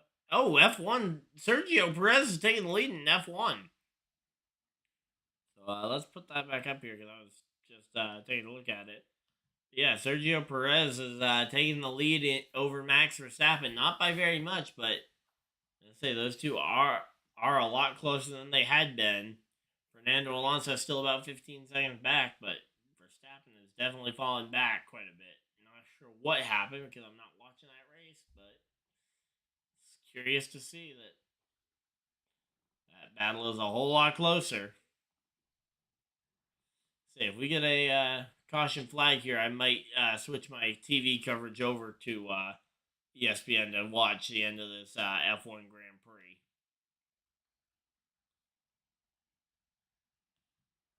But again, I just kind of want to put that up there for now. But here we go.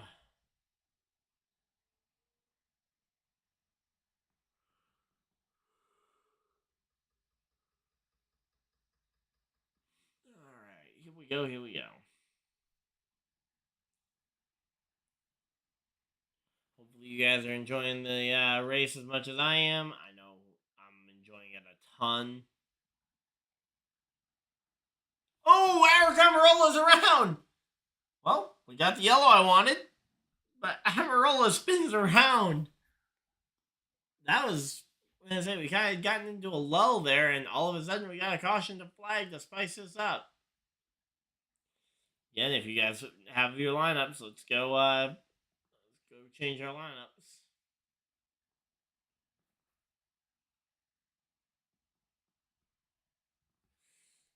So yeah, I'm gonna go make sure all my lineups are set because I feel like we've kind of seen we're not gonna see much shake up here.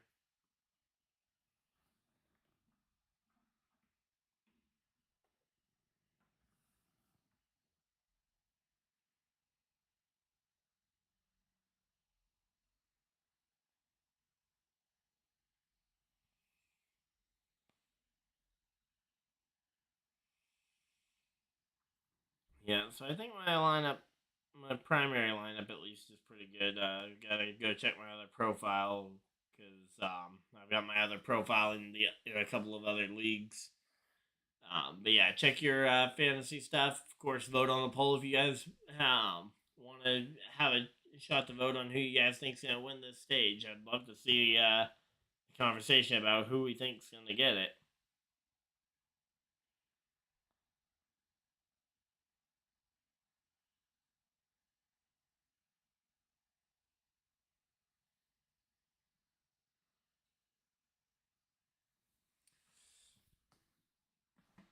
Two tires, that's going to be really hairy, especially considering the lack of grip we've seen from some of these drivers already.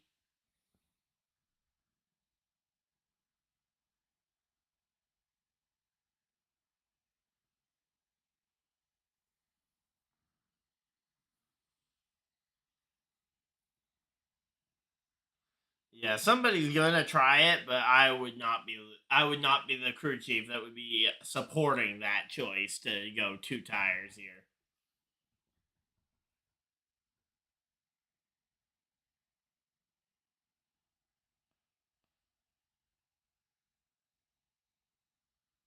So no free pass because Amarola had gotten lapped by the time they threw the caution. Who does that really mess up? Let's see.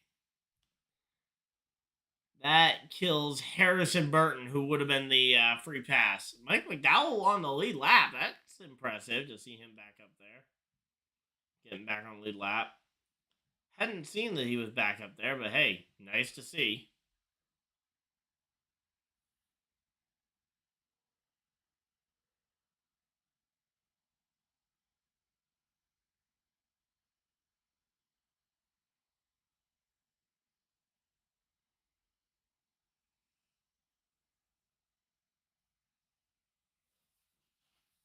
All right.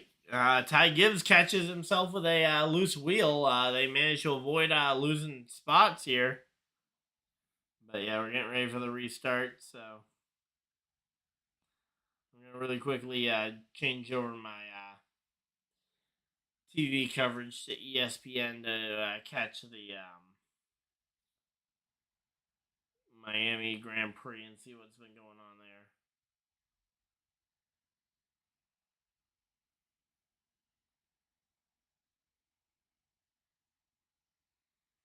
TV provider. Apparently it wants me to put my TV provider back in. Although I'm on my TV provider's internet, it shouldn't be.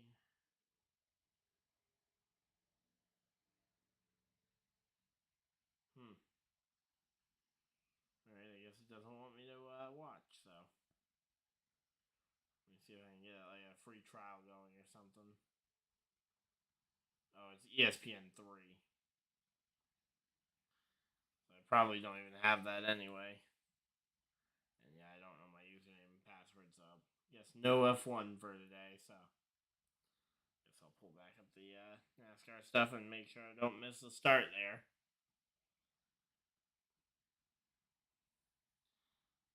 But yeah, it's been a pretty good, it's been a pretty active stream, honestly, though.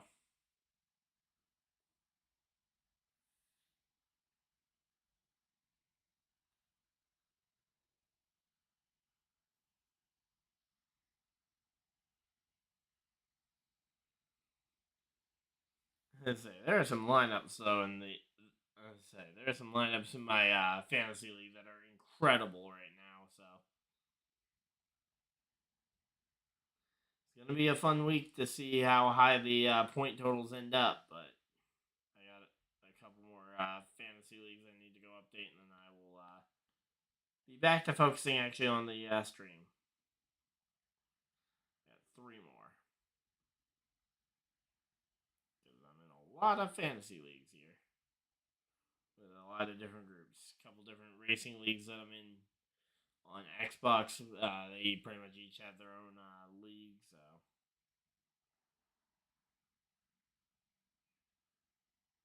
Yeah, I think that's the right choice.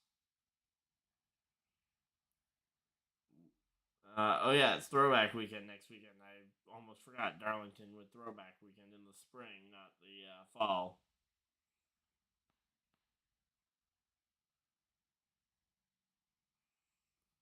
So here we go. Welcome everybody. We got 11 people in here. Welcome everybody. Of course, leave a like on the video if you guys are enjoying it. Subscribe if you guys are new, so you guys don't miss a live stream, and also help us on our goal of trying to get to 2,250 subscribers here before the end of May. Trying to hit that next landmark. Wait, Carl Edwards is going to be on the broadcast next week. Carl Edwards, he's back. He's back. Carl Edwards is back. Carl Edwards, he's back. That's amazing. Yes, I want Carl back. Carl. Definitely wearing my Carl Edwards 99 jersey next week for Throwback Week, though. But man, I'm excited. That was awesome to hear.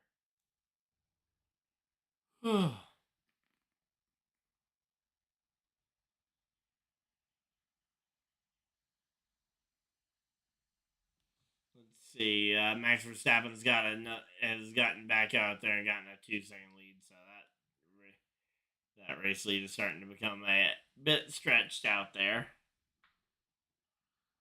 They're rolling. Oh, this is not good. I need to try and get this. Oh, yep. Don't want William Byron still in one of my fantasy. I think it's William Byron again. He was the pole sitter. I gave him a little bit of the benefit of the doubt, but.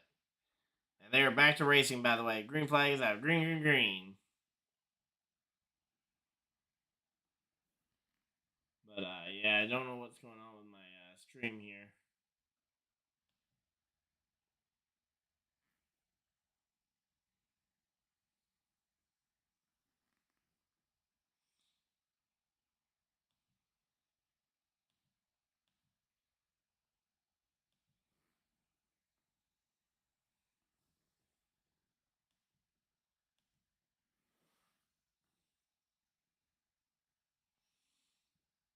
There we go. Larson leads. He manages to get himself and slides up in front of the 19 of Martin Truex Jr. there. And whoa, we got guys diving out of line there. We got looked like Chastain and Bubba Wallace there diving out of line. I got one more fantasy lineup I need to change, and I can be focused completely back up there. I don't know why the thing is so laggy here, or why it says it's lagging.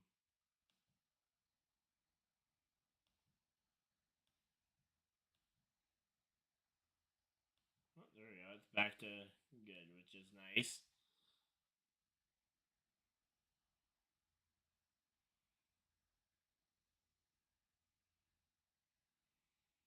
And there we go. So that's all my league stuff changed over, and hey, my mom's leading in my personal fantasy draft, or my personal fantasy league with my family, friends and family. So that's nice. So there we go. And we are back. And yeah, there are a lot of Chevys making waves at the front now. It's almost like they finally figured out what Toyota's been doing for the last for the last few years.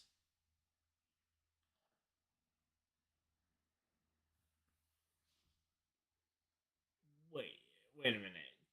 Toyota's only got 4 drivers in the top 10. Wow.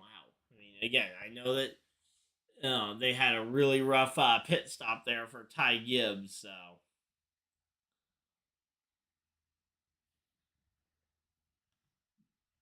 Here we go. Hopefully everybody's enjoying this one. We got a really good race going. Starting to brew. Oh, we got a spin. It's Eric Jones, and looks like Josh Berry is also slow for whatever reason. We'll have to wait. We'll have to go back and look and see what happened there, but.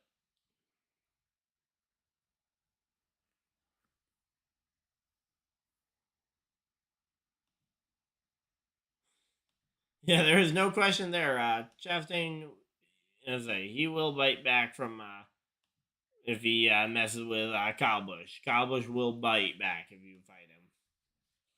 So here we go.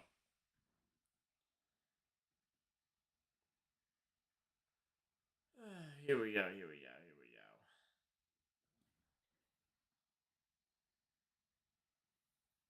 I missed what happened there.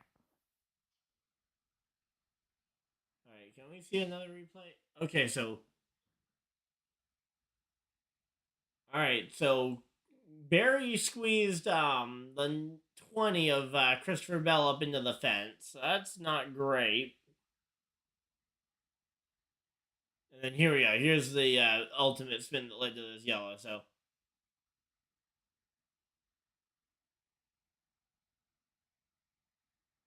All right. So yeah, it looked like maybe just a Barry lifted at the wrong time because as Ty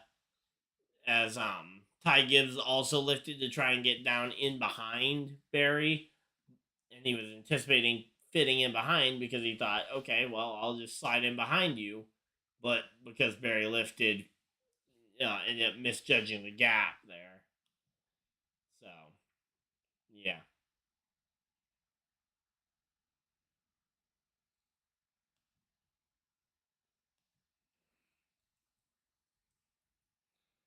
So here we go. We got a pretty good show though going on here. Hopefully you guys are enjoying it. I know I certainly am.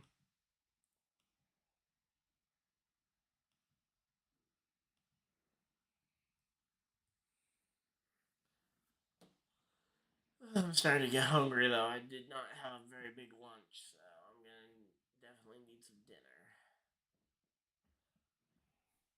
Not sure what I want for dinner though. Probably depend on what time this race gets over as to what I'm feeling.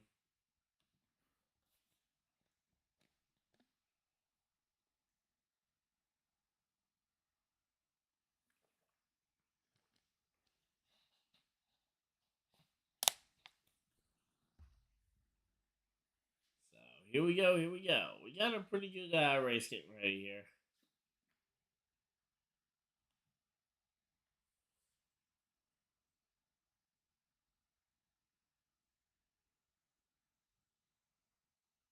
yep. Here we go. Here we go. Still nobody's put in their vote yet on who they think's gonna win. Is it just because you guys don't really know? Because that is a very fair point. That probably any of these guys inside the top 10 could probably win this stage. We've seen Kyle Busch make a 3-for-1 deal. We've also seen some of these other guys. Man, I'm just excited now that Carl Edwards is coming back for the broadcast booth next week. That's got me excited. Expect me to be fanboying a ton as he is in the booth for the second stage, I believe, is what they said he'll be in the booth for. So it'll be only the second stage, but honestly, that's plenty. It's way more than we've heard from him in the last decade almost now, since he's been gone. Oh, welcome everybody that's tuning into the stream. Hopefully you guys are enjoying it. We're just they're on commercial break, so we're just kind of chatting here.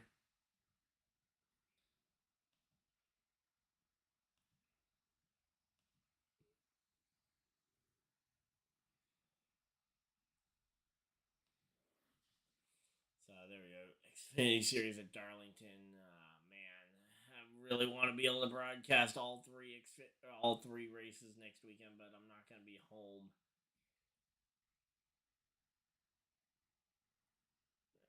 I mean, yeah.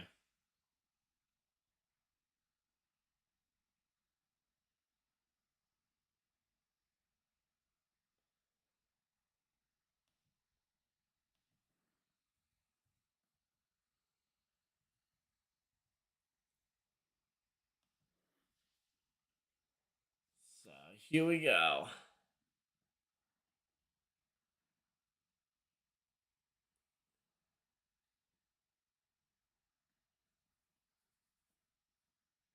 So William Byron getting a free pass. That's not too bad. Wait, Byron's back on lead lap. Oh boy. I might regret having taken him out of my lineup here.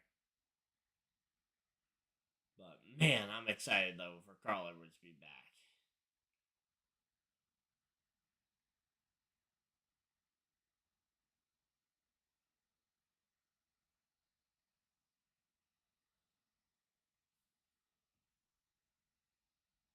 Yeah, there we go. Apparently, both drivers kind of voicing frustrations on. Oh yeah, Kyle Busch just doored into the side of the one car there. Again, I assume that's under the green flags. I don't see any wreck or spin happening yet, and they were right there.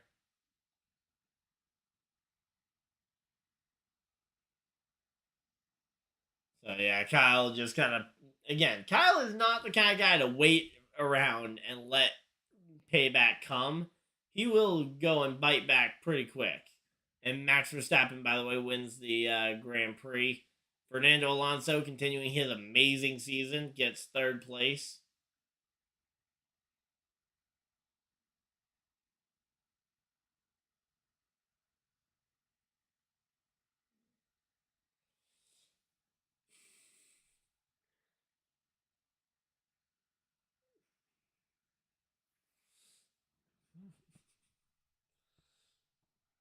But yeah. So here we go. Mike McDowell will be back in row number 7, it looks like, on the outside lane. Hey, Allmendinger back up there inside the top 10. Hey, or top 15. Maybe even top 20. But hey, you know what? Allmendinger being back there, it's nice to see him doing well.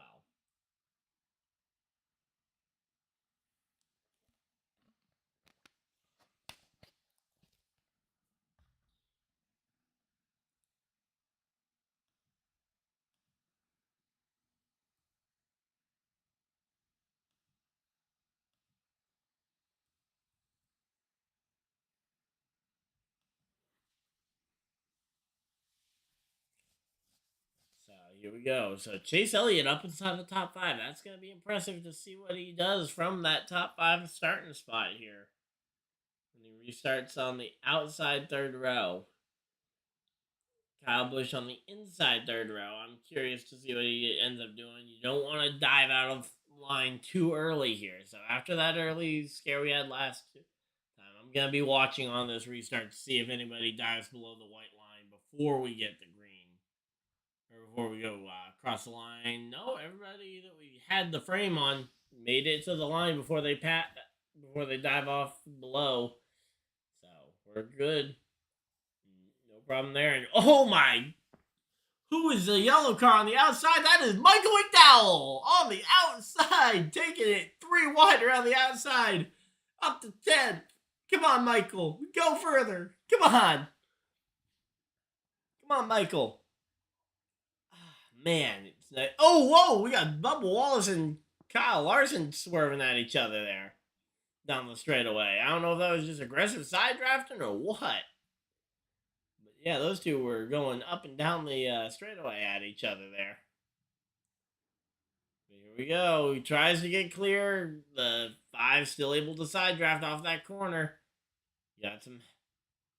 Let's say Kyle Larson gonna try and get to the slide, but he's not gonna have anywhere near enough run, and it's gonna be down to can Bubba pass Larson here. And then you've got 2 Toyotas, Hamlin and Truex, fighting really hard right behind them. Man, this is a fun fight to watch here. Come on.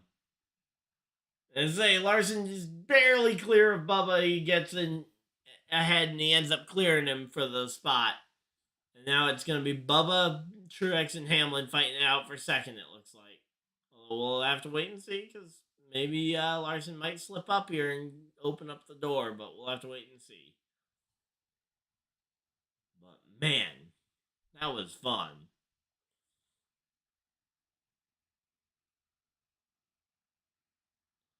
There we go. Bubba Wallace making some hay on the bottom of the racetrack.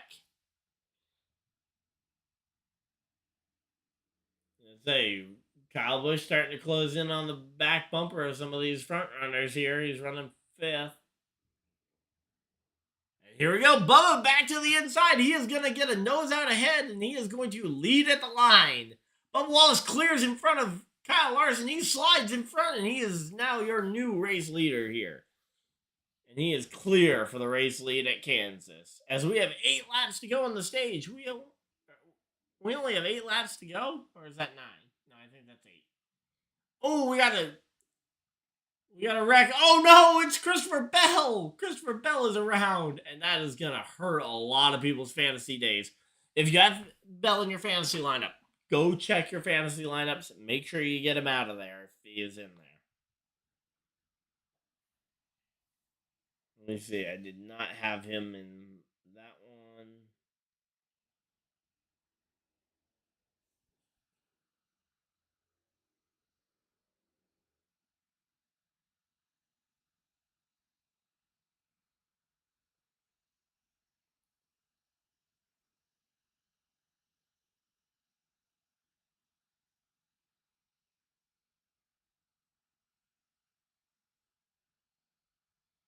But man, that was chaotic. That was a chaotic few minutes there.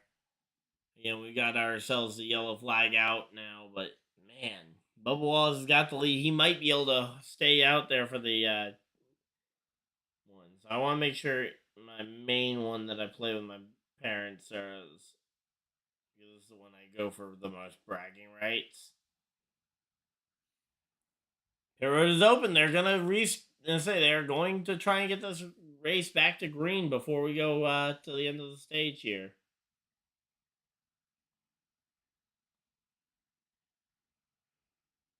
Oh, Bubba Wallace drags everybody down pit road.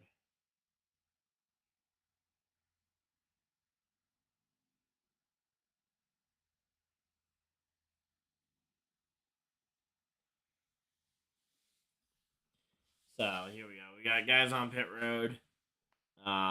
It's Bubba, we got Hamlin, we got Larson, and we got Truex. So, and I can't seem to get any connection, which is weird because my modem is about 20 feet from me.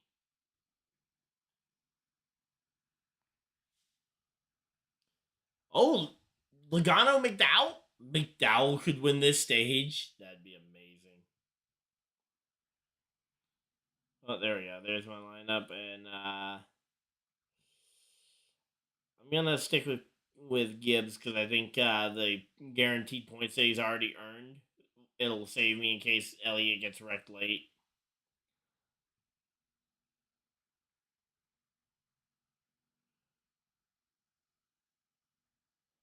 But yeah, so here we go. We're gonna be getting ready for a crazy finish to this stage.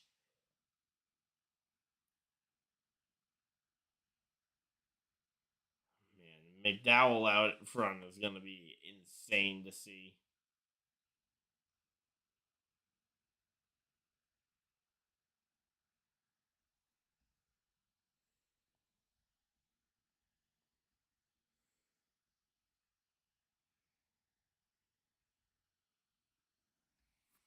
But yeah, I'm so excited to see Carl Edwards actually return to something NASCAR related for the first time in years.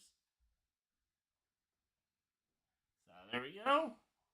So that. And there we go. We're back and we're back to actually talking about the race. So how's everybody doing today? We got a pretty good show going on here. All right.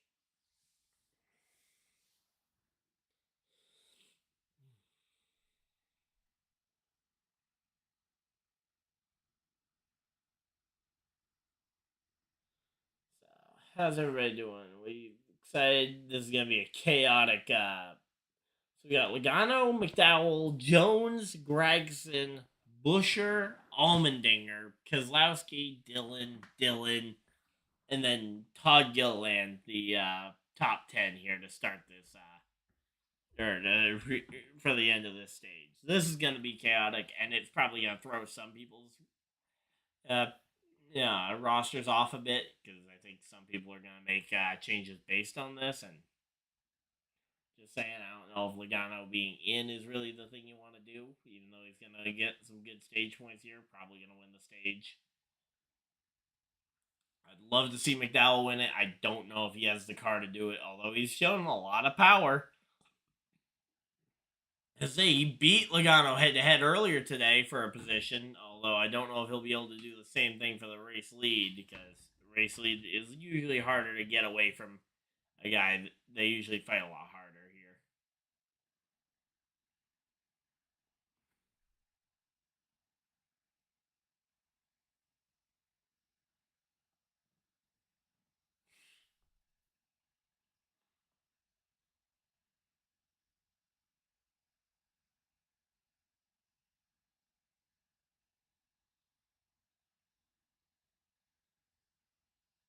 Yeah, hard to really tell what happened there from their ghost car that they were showing.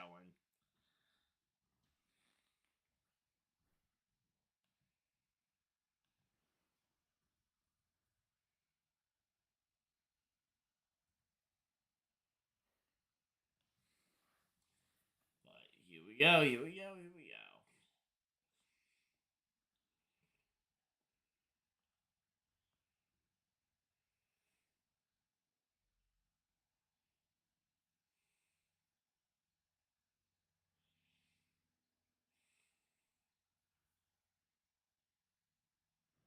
So here we go. We're gonna have to wait and see what's gonna happen here, but this stage is gonna be chaotic. That's for sure.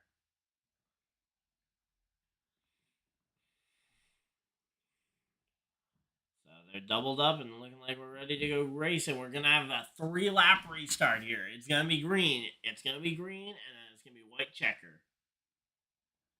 So we got two. We got 2 laps of regular green flag racing, then we got the white flag for the stage, and then we got the checkered flag for the stage. So here we go. It's gonna be wild. Let's go. And let's go. Green, green, green. Green flag is out, and we are racing here at Kansas Speedway. And Michael McDowell on the outside, Joey Logano on the inside. Those two look so similar. But here we go. Michael McDowell versus. Hey, you know what? McDowell is showing. Oh, we got to spin. We got to spin. It's Kyle Busch. No, no, no, no, no, no, no, no, no, no, no. Okay, didn't hurt too bad, and McDowell is better be the race leader. Come on. Michael McDowell race leader. Michael McDowell race leader. Michael McDowell race leader. Please, please, please, please, please, please. Michael McDowell race leader. Please. I want to see Michael McDowell win a stage. Oh, and Kyle Busch is climbing out the car, so Kyle Busch is out. Man, that's unfortunate. I didn't think that he hit the inside wall that hard. All right, I gotta see though, because McDowell had such a run off the corner. I thought he was for sure going to be the race leader when they threw the caution. We'll have to wait and see. Can Michael McDowell win a stage? Come on, come on, Mike McDowell can win a stage, right? Get some get some really good stage points here. Let's go. So there we go. Oh yeah, so it was just. I say it looked like it was just a stack up there. I mean, a bummer for Kyle Busch again. He's got to win, so I can kind of relax on that for that point. But come on, I need to know who wins the stage. Do I be excited or do I be really upset here because I don't like Joey and I really like Michael McDowell. Come on, let's see. No, McDowell second. No, Michael McDowell should have been first. I want to see this time of caution or whatever or scoring loop that they went by because I I don't know. I don't believe it.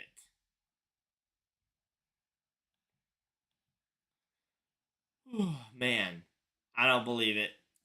I think Michael had it. I don't believe it. Man, that's a bummer. I was hoping McDowell won his first NASCAR stage. Well, I'm trying to think if he's actually won a stage at one of the road courses or something when because he's not normally in position until the end of the races. But man, he is showing some speed today.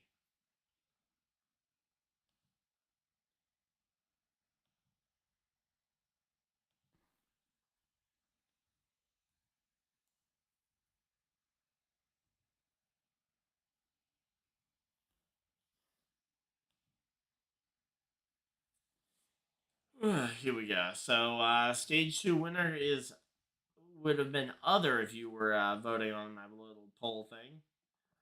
I'm waiting to see for sure that Joey Logano is going to get that because again, I really want to see Mike McDowell get it.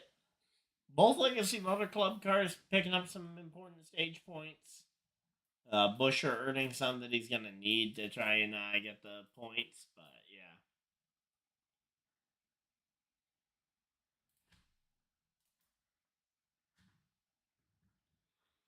But man, that was a that it bums me out to see to see McDowell so close on that one. I'd like to see the again time of caution or whatever they use to determine it, whether it's scoring loop or whatnot.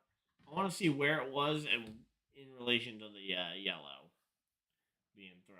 Because hey, if we hadn't crossed a score loop with him in the lead, I can accept it. But Logano did not pass him back before the yellow got thrown. I hope.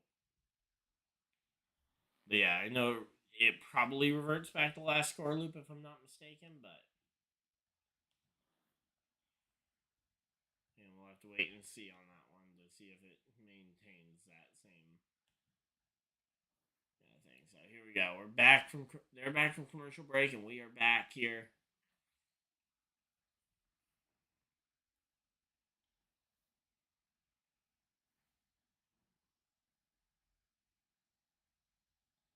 But man, I'm kind of bummed that again Kyle Busch being out the race though. I was hoping he would be able to at least salvage a good finish out of this one.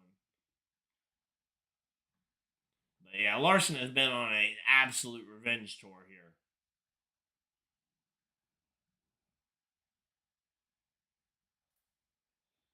So stage is over, and it looks like Joey Logano is going to maintain it. Just kind of waiting to see for sure, because again, I'm hoping that they'll show the issue here.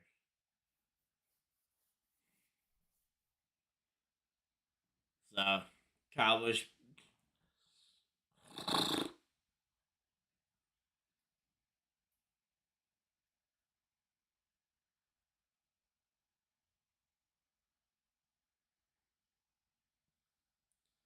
But yeah, so And they're saying Logano, so I'm going to go ahead and end the poll here.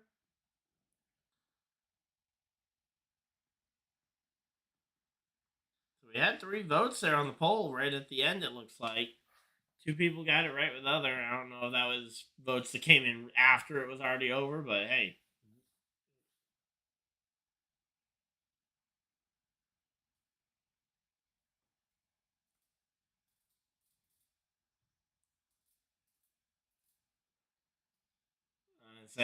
I still want to see this time of caution or whatever for the stage end though, because I think McDowell's going to need any playoff points he can get.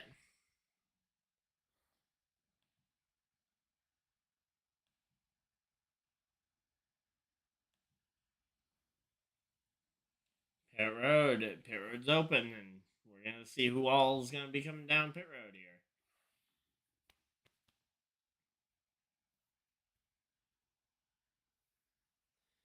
So basically, everybody who just stayed out to get all those points and stuff, they're gonna be back in for tires. But I hope that McDowell can have a good finish here. Maybe even if he can win this race, I will be freaking out here.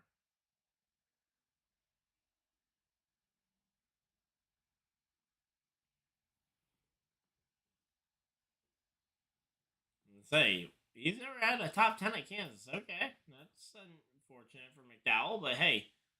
I'd say a little bit of a slow pit stop there, it looks like. But hey, you know what? At this point, just get it done right, and I won't be upset.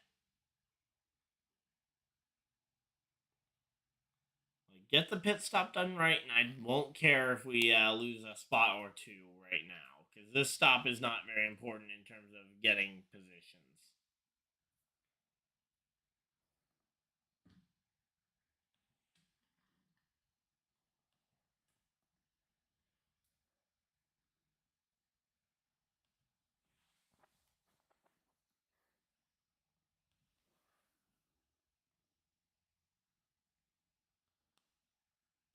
So there we go.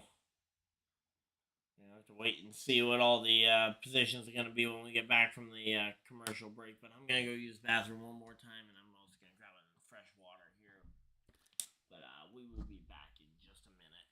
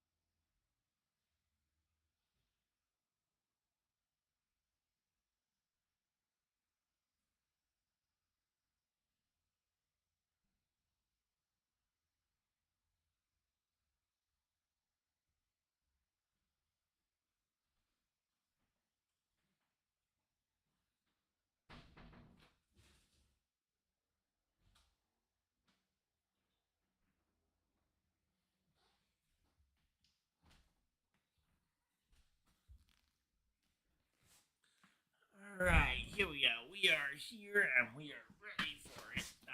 They were just talking with Kyle Busch about what happened to end his day, and yeah. Hey, you know what? Pretty good one for Kyle Busch, owning up to it.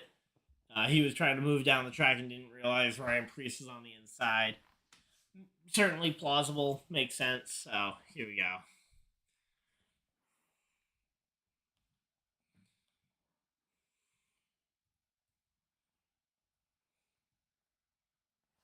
So there we go.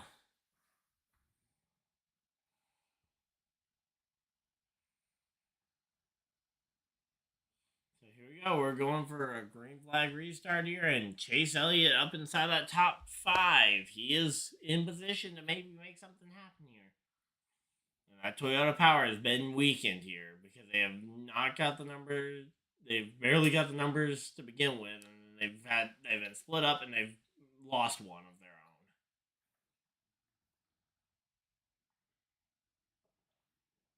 own. Noah Gragson is losing a ton of spots here. Not sure if did he stay out here? No, he didn't possibly stay out there. No, he was one of the ones on pit road before I went to the bathroom. So yeah, no idea why he's dropping like a rock, but Stenhouse up into that top 15. Nice to see him up there making an appearance. But yeah.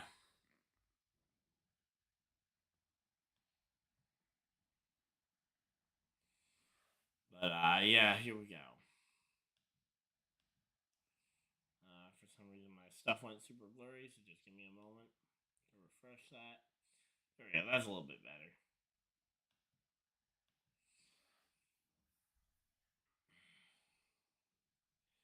All right, so how's everybody doing today? We got some pretty good viewership here in the streaming. Oh, whoa, Elliott around the outside of 2 of the Toyotas. He just went from... Wow, only 28 lead changes and it's a record for lead changes in a Kansas Cup race? That's strange. I thought for sure, like, that fall 2017 Kansas race, there was so much shaking up, but I guess Truex kind of held the lead, and there was just a lot of shaking up around 10th to 12th, but yeah. Here we go. Yeah, there's a lot of lead changes, though, so here we go. It's going to be a fight.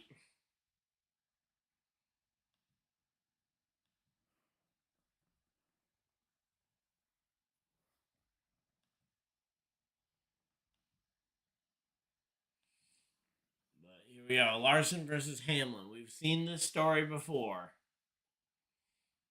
So, let's say Larson and Hamlin. Curious to see how this one ends up finishing, but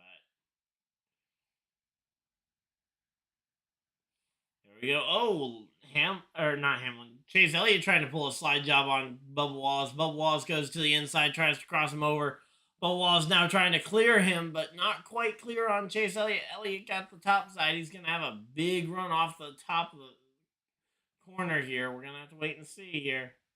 But it is going to be chaotic here as we get ready for the end of this race. Here we go. Joey Logano going past Eric Jones for 15th. Again, Mike McDowell going to take a little longer to get back through the field because, again, his car is probably not as good as a Penske car is. Here we go. Truex falling back a bit. Oh, no. Ty Gibbs goes for a slide. Oh, no. Is he going to hit the fence? Is he going to hit the fence? Is he going to keep it safe?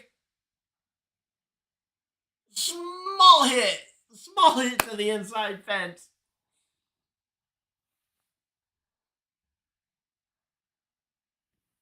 And Ty Gibbs ends up spinning and hitting the inside fence and just barely. Yeah, he can keep that thing going. He barely kissed the inside, but man, he was trying everything there. As I say, they were 3 wide already, and it was loose.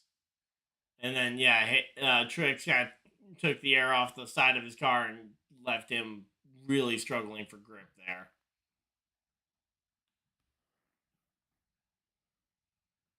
As he kissed that fence.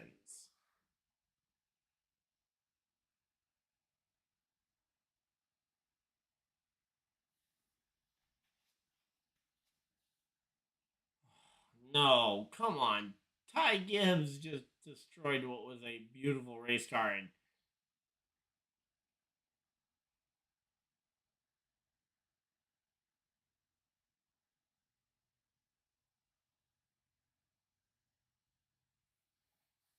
but yeah, that is not a good one. And oh yeah, I think he's gonna beach himself.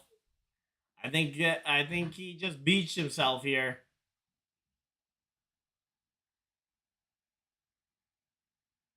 So yeah, Ty Gibbs, a very promising day for Ty Gibbs comes to an end.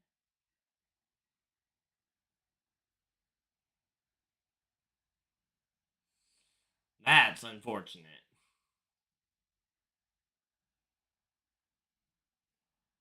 That man, that was a beautiful race car. He barely damaged it, and then he destroyed it by driving around too fast with the flats.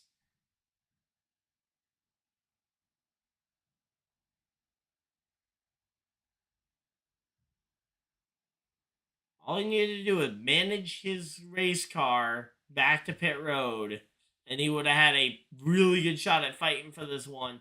And now he's out the race because he tried to blitz back to the pit road too fast. Man, that's a bummer, especially for anyone who was banking on Toyotas to do well today. Ty Gibbs with a big incident there. Man. And we're going to a split screen commercial while we are under yellow. Really? Better not have another full screen caution the rest, or a full screen commercial over green flag racing the rest of the day. Because if we're throwing a side by side while a guy is getting towed away,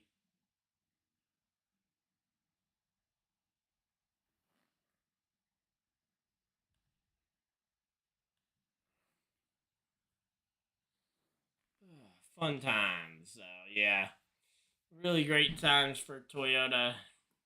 Just kind of bummed that they got it kind of taken away from them.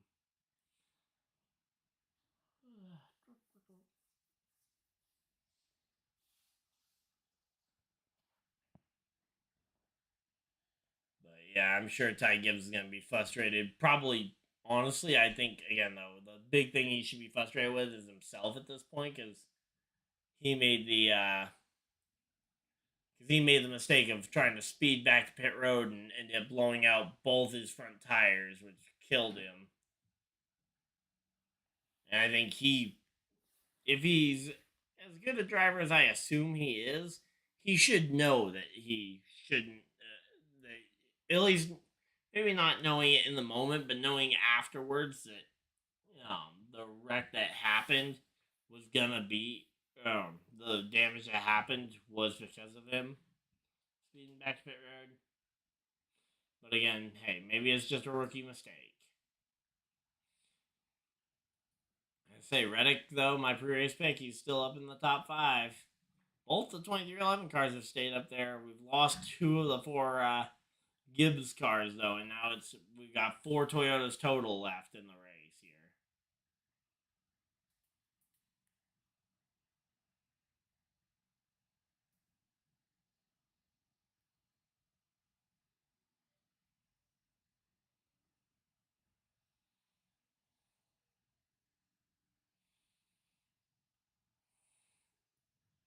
So yeah, man, that's just a bummer.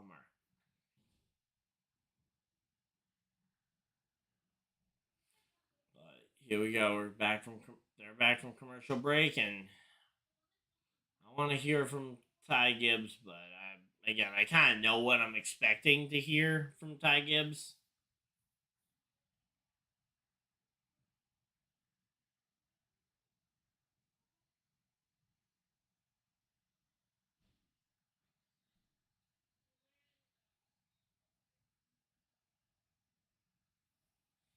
So yeah, Ty Gibbs out the race. really hurts for anybody, again, banking on those Toyotas.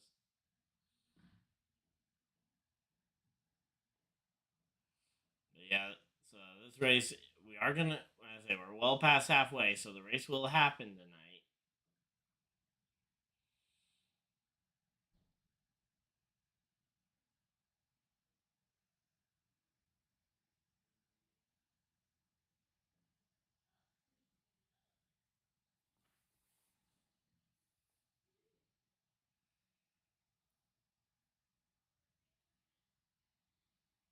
So here we go.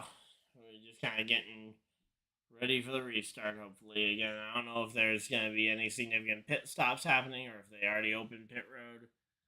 They aren't doing the choose cone quite yet, so we'll have to wait and see here.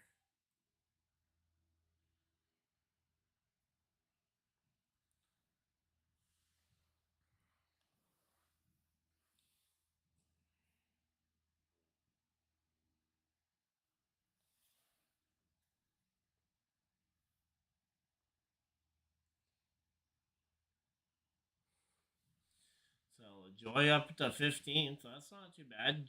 Harrison Burton kind of showing why he's up there. 87 laps to go, and we got people making pit stops here. We got people stopping for tires here.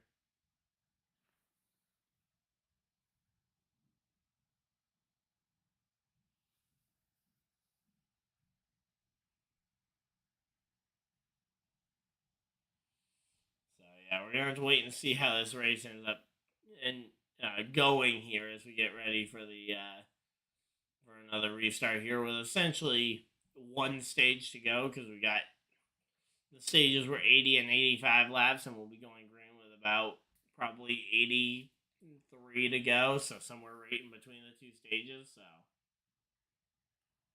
yeah, we'll have to wait and see though, honestly.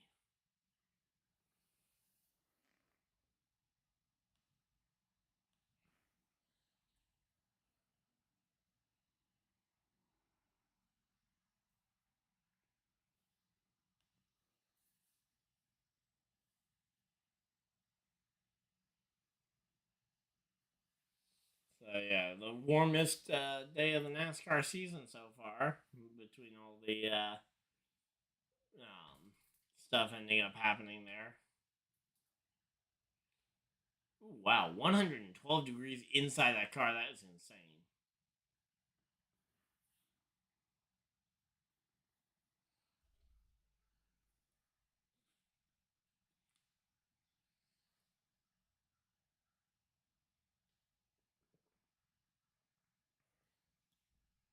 Okay, I was not sure where Chastain was going there, asking for some powder in his water. I, say, especially being a Florida guy, I could have seen that being something else that he was asking for. But yeah,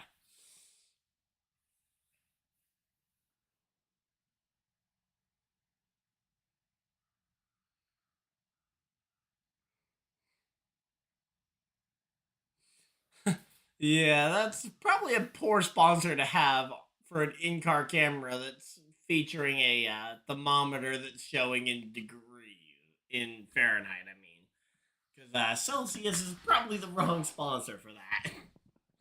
It's funny, but yeah, probably the wrong sponsor for that one.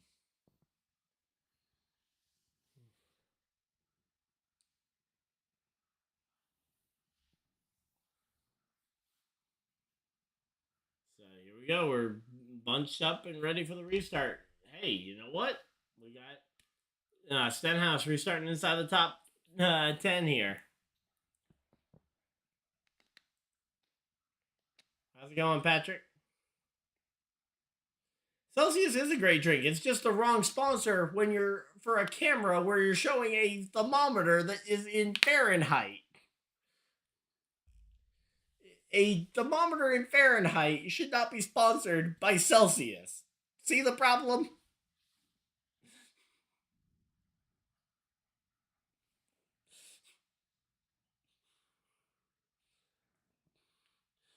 There's just a slight problem with that one, but here we go. We're getting ready to go. Pace car dives off and is looking for cover as we go. Green, green, green. Green flag is up, and we are back to racing at Kansas Speedway here.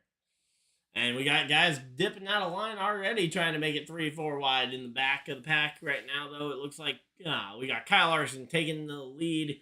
Should be able to slide up here pretty safely in front of Denny Hamlin there for the race lead. So it's 1 and 2. Larson, Hamlin. Elliott maintains third, though, which is kind of surprising to see him up there. But here we go. Tyler Reddick. Oh, we got some smoke, but no crashes. Good. All right. But here we go. We got Bubba looking to the inside on his teammate there.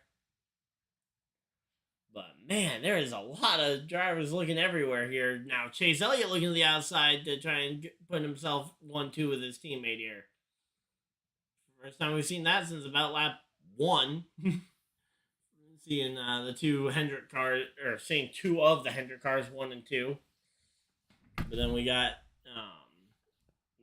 Reddick there in 4th. Brian Blaney, the lone Penske fighter, up there in the top 5. And you got Bubba Wallace and Truex, 6th and 7th there. Oh, Chase Elliott just drove up and passed Kyle Larson. So Kyle Larson just got passed by Chase Elliott on raw speed, although Larson's still got that outside line. He might be able to fight back here on the corner exit. Here we go. Let's see what is... Oh, and here we go. Denny Hamlin giving a bump to the 9. Looked to try and maybe go 3 wide there, and now Chase Elliott trying to get up in front of the 5. Lets the 5 hold the spot there. Didn't really have an opportunity to close the door unless he was really going to chop him. But man, these two, they are still side by side. Those two teammates, the 9 and the 5. Working the good old 9 to 5 shift here. But yeah, so Chase Elliott is able to eventually clear and get in front of Kyle Larson for position. Larson, though, I don't think Larson's satisfied to be anywhere other than first place right now. So he's going to be looking to try and pass Elliott. So here we go. I'm going to say, yeah, if they can get the win here, Elliott's in the playoffs and won't have to worry about the fact that he missed all that time due to the points.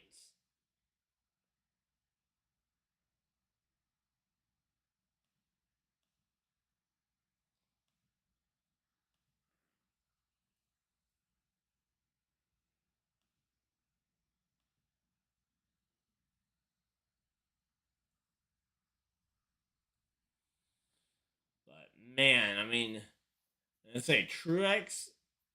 So we got Toyotas 1, 2, and 3 behind the front 3. So we got Toyotas really 3, 4, and 5 there. Hamlin, Truex, and Reddick.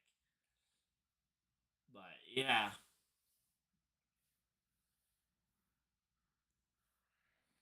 So here we go. Here we go. It's gonna be a fun race here. Just curious to see what ends up happening.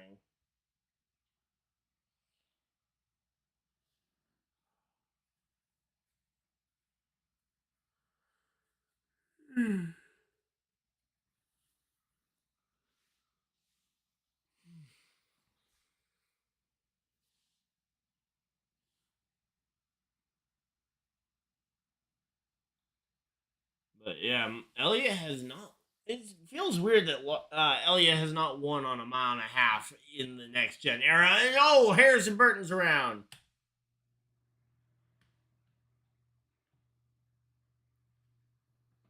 And the yellow flag waves. Just get the fan going a little bit to try and keep me a little cooler. Let me know if the volume gets a little loud for the from the fan blowing some air. I say can't really tell what happened there, but looked like Todd Gilliland might have been involved there, but hard to really tell because we got kind of the camera angle on it late.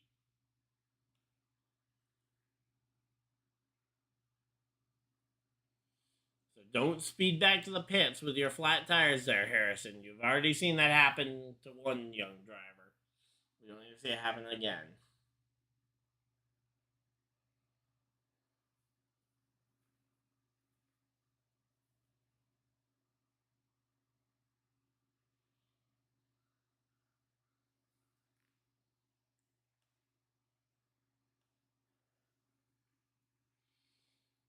So it's Larson might be on his last set of tires. Uh-oh, that could be a big problem if he yeah, he can't pit here.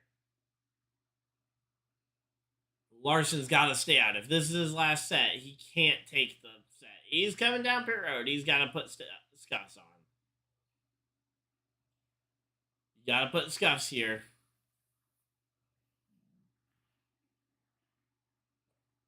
But yeah, you got to go scuffs here the for the 5. I don't know. We'll have to wait and see, but yeah.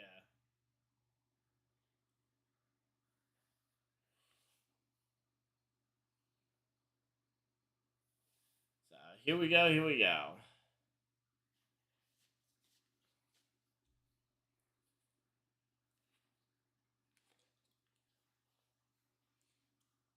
And here we go. The 5 beats the 9 off pit road. Daniel Suarez gains 4 spots. William Byron gaining 5 spots on pit road. And we've got Chevy's 1, 2, 3, 4 off of pit road.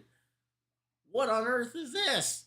This is supposed to be Toyota's race. And all of a sudden, Chevy and Hendrick Motorsports are dominating.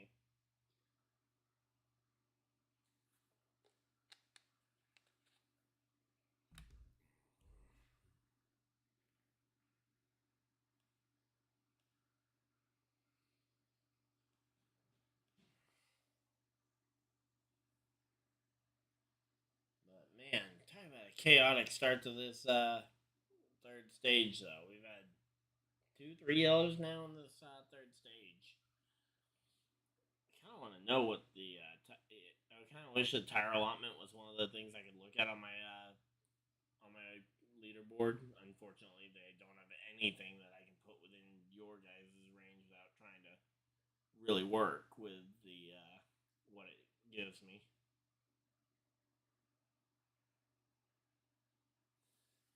Here we go. But Patrick, who was your pre-race pick, if you don't mind me asking? Because my pre-race pick was Reddick. It's certainly looking a little weaker now, but hey, he's still up in the mix.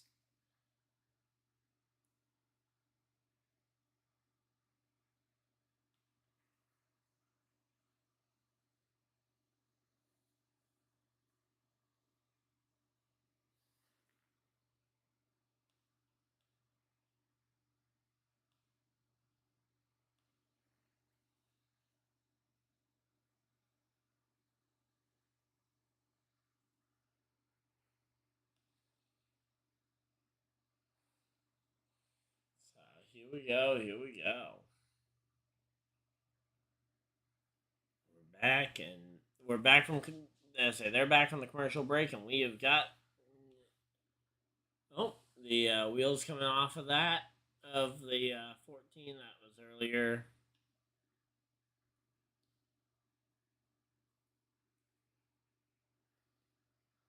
Cindric had a wheel come loose.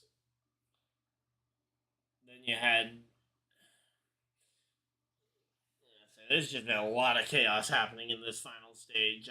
Bummed to see Kyle Busch out of it this early, especially where I think I actually used him in my primary lineup. I'm trying to remember. I know I was thinking about him.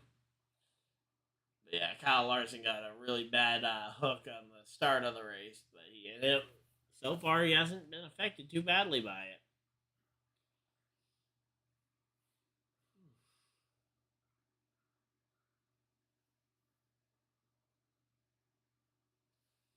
So here we go.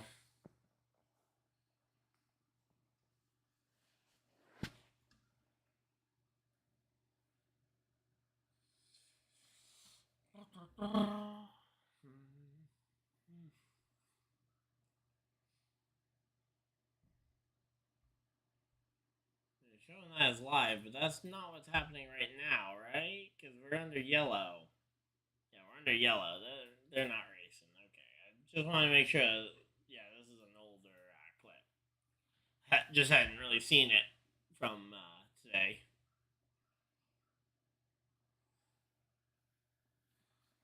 33 lead changes, the most in NASCAR Cup Series history at Kansas Speedway. You don't know, to be honest? Are you talking about like who your pre-race pick was? Yeah. Fair enough. And it's really going to be hard to predict here at the end. Slept until 4:30. Okay, well. Oh, you never got to make your picks for the weekend? Yeah. Yeah, that happens.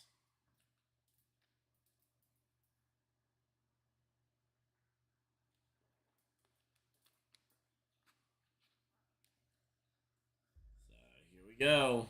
Truex able to take off from that first spot, but he is going to have to absolutely sprint here because he's got no room for error here because there's a lot of hungry guys on fresh tires behind him. And you do not want to be the victim of guys coming behind you with fresher tires.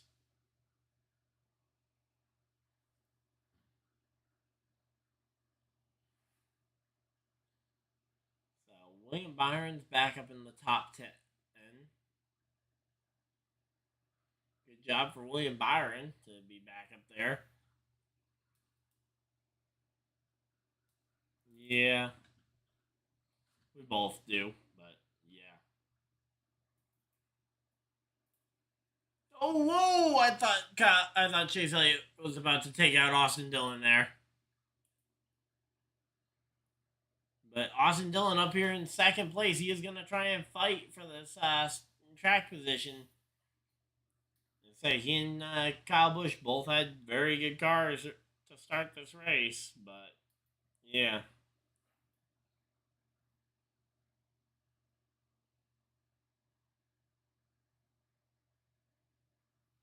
So here we go. Larson has now gotten around Austin Dillon.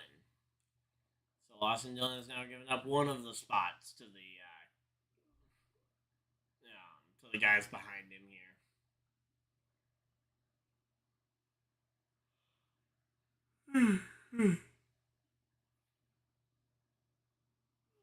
By the way, Patrick, I know you missed this announcement. Then if you weren't in here earlier, but Carl Edwards and Bill Elliott are going to be helping out with the commentary for the NASCAR Cup Series next week at Darlington for Throwback Weekend. So Carl Edwards will be in stage number 2. Stage number 3 will be Bill Elliott, running the helping with the booth for the Throwback Weekend. So that's gonna be a ton of fun. Again, I'm so excited to see Carl Edwards back helping commentate a NASCAR race. That's gonna be so fun. I want to know. Byron and Suarez making a bit of contact. Not sure what was up with that.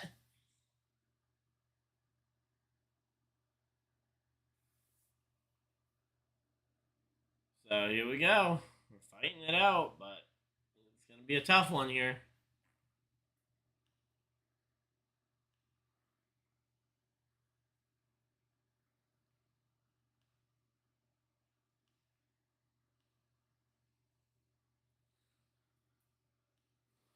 But yeah, here we go.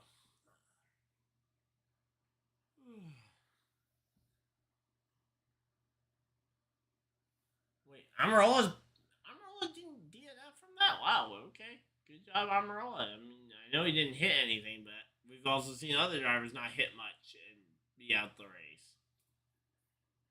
Stenhouse making some good passes here, trying to get 14th away from Chastain and Gregson here.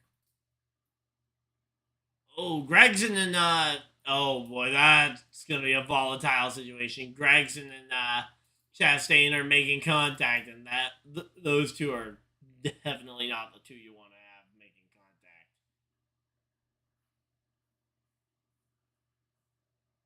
But looks like they all keep it orderly for now. But again, as we get later into this race, drivers aren't going to put up with that.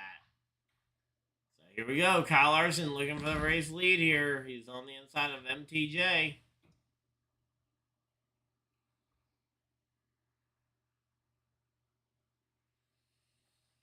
All right, so here we go. Here we go.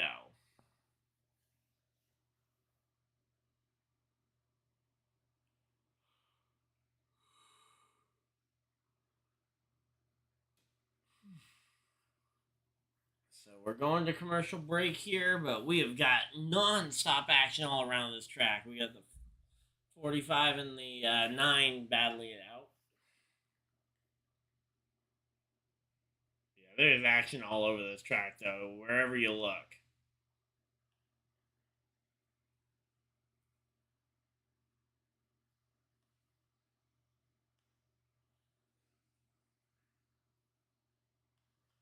But here we go.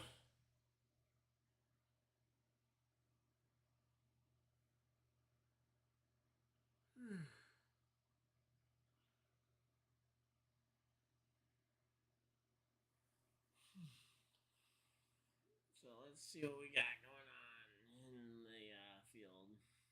It's hard to really see here.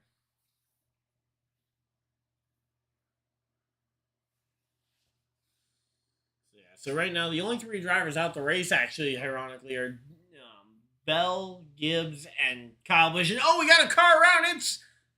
It's the 42. The 42 of Gregson is around, and it's a yellow. Yellow flag flies, and Gregson is around, and we got a Taco Bell ad playing. So we got another yellow. It's going to be another question of who has tires left here, because we're getting closer and closer to that end of the race. I think a lot of drivers stay out here banking on one more later yellow and thinking that their tires are pretty good, but oh, nice. You got a job working maintenance at McDonald's now instead of Burger King. Okay. 18.50 an hour, that's not bad. But yeah.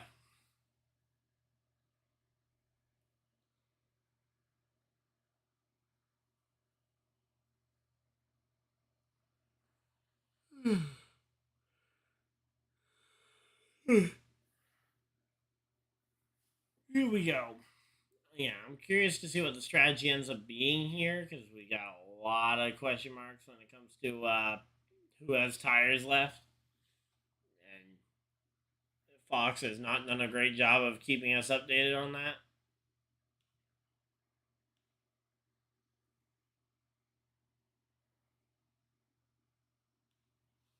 So we have 10 yellows so far today. Alright, so let's see what happens. So Chastain forced him up into the fence. He goes down, hits Chastain just a tad. Again, I think that for the most part, that's all kind of fair play at that point. I think they've both kind of gotten a shot at each other, and neither one's really taken a super cheap shot. And then it looked like he just lost it off the corner.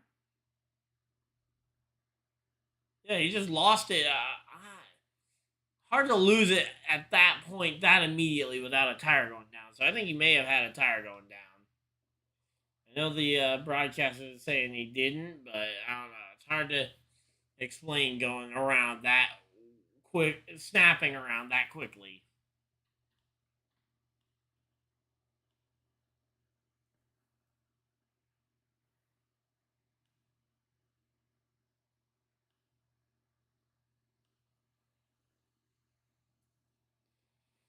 So here we go.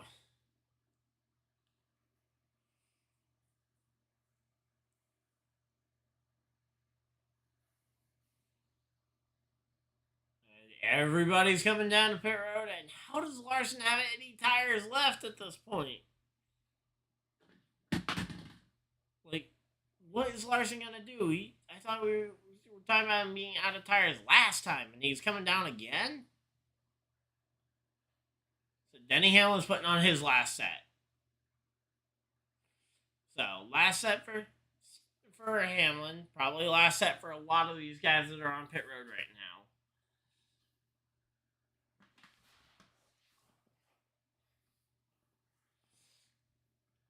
Yep, here we go.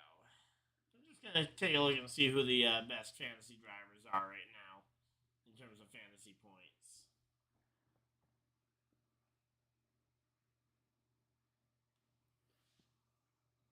Uh-oh, whose tire?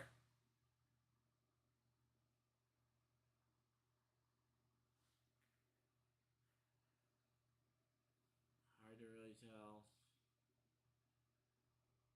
Daniel Suarez potentially losing a tire there? Oh, no. So right now, yeah. Oh, wow. Michael McDowell actually earning a lot of points. I say those 9 stage points of him. Currently the 4th best driver in terms of points earned today. That's pretty good. I can't believe he's doing that well. But yeah, that both the Chase Elliott pick and the Ty Gibbs pick absolutely killed me.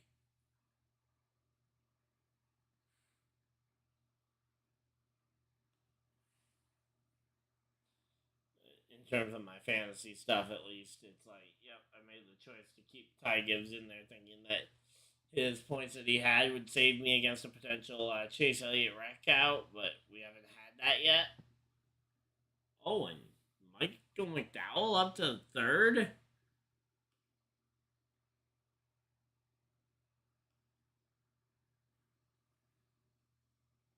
So Corey LaJoie is leading this race, and that's going to be exciting. So here we go.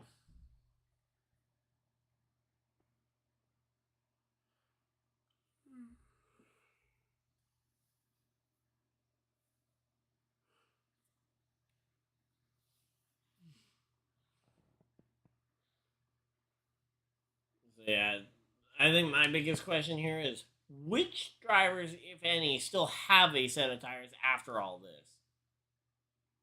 Because if those 4 drivers at the front all have a fresh set of tires and we say run, let's say 20, 30 laps, you're going to have a field day with those 4 flying through the field.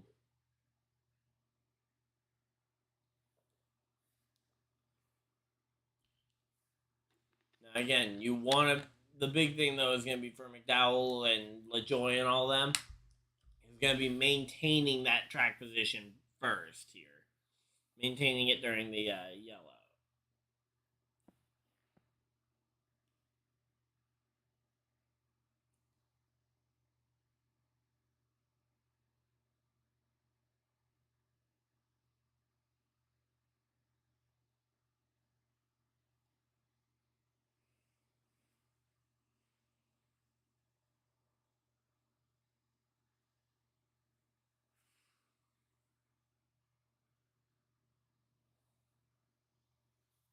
So here we go.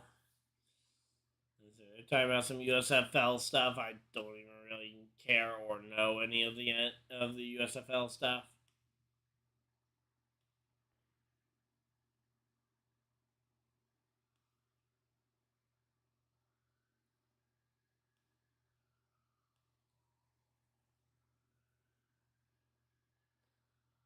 But yeah, here we go.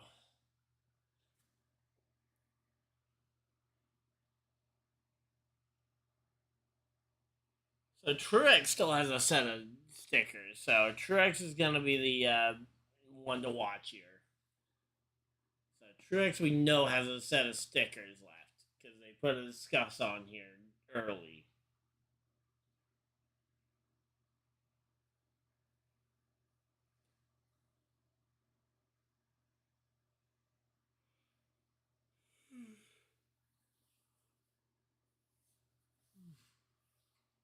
So here we go. Here we go. Michael McDowell up there in the outside second lane there. And Michael McDowell currently has the most points earned on the day if he finishes right there. So Mike McDowell, say if he could end up finishing even close to that, that'd be amazing. Top 5 there. But yeah, he's starting to fall back. Because again, old tires versus new tires, it's going to be hard to maintain, but you got to maintain somewhat here. Like what Corey LaJoie and Priest are doing, you got to be able to maintain some amount of track position here.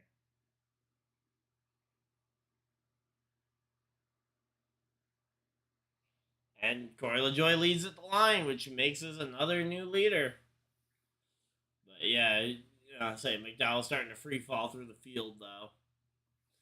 as William Byron absolutely just flew by LaJoy. And yeah, here we go.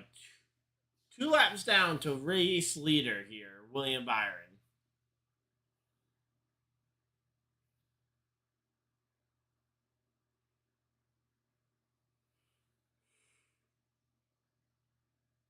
All right, here we go. So here we go. Here we go. Again, McDowell. Again, I'd like to see McDowell put up a little bit more of a fight if we're gonna have a shot at this one. Because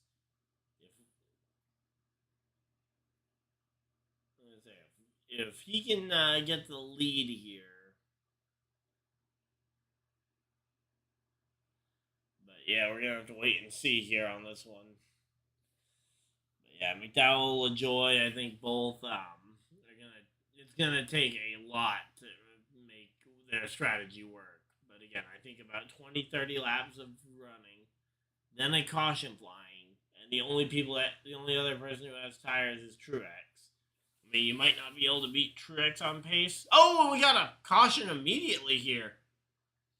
I don't know. I think it's too early. I think you gotta stay out. If you're one of those guys who stayed out on old tires, I think LaJoy, I think Michael McDowell, I think you gotta stay out.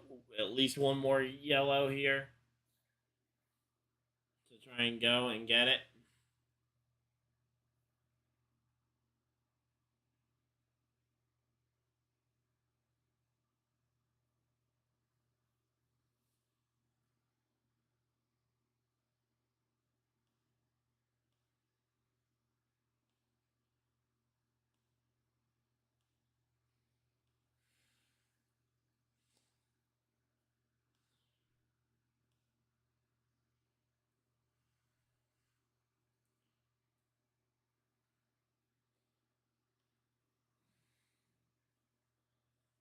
So here we go. That was a chaotic restart there.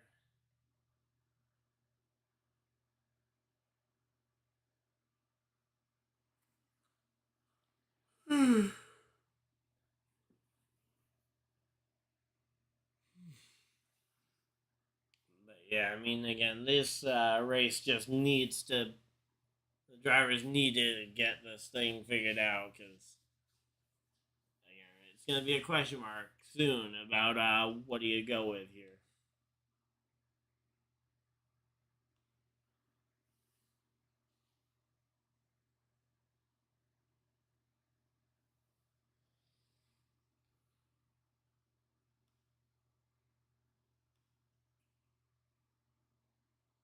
So here we go. Here we go. Let's see. So we still only have the 3 drivers out the race officially right now. Now I'm assuming Eric Jones may be joining them somewhat soon, but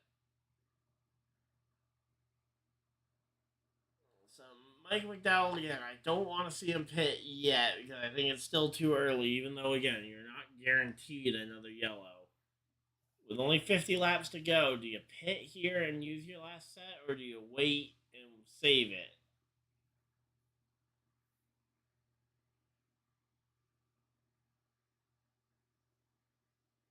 But here we go. Here we go. Here we go. So they're going to commercial break, and we've got ourselves 50 laps to go.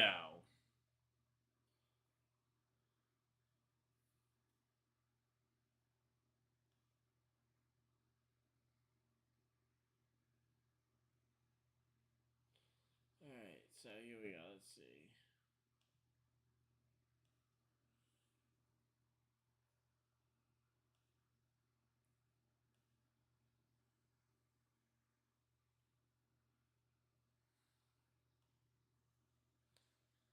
All right, here we go. Here we go. Let's say we don't have anything else we're working on, so we got ourselves a pretty good race on here.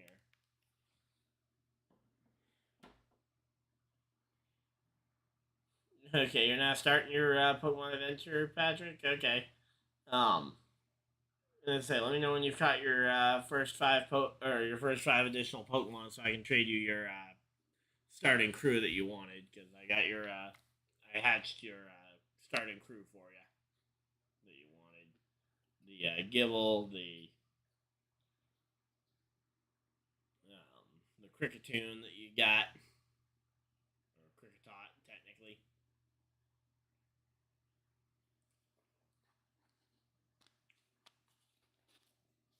So here we go.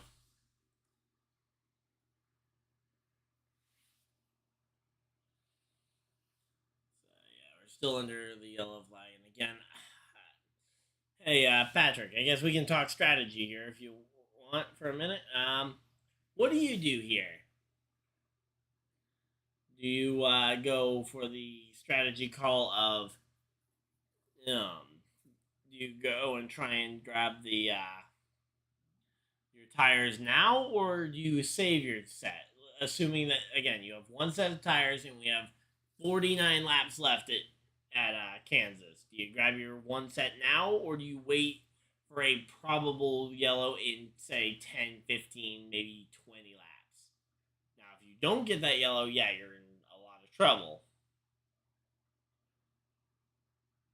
Yeah, you're staying out for at least. Okay, so we're on the same page here. Yeah, you stay out at least another 15 laps. But right now, you're on. Yeah, you're saving that set. Yeah. Okay, so we're on the same page here. Yeah, you save this final set to try and stretch it.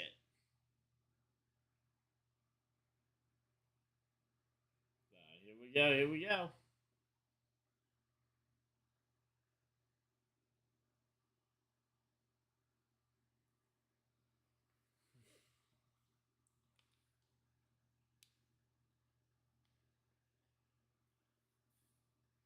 Here we go. Kurt looks so happy to be there. Just that big smile there is amazing.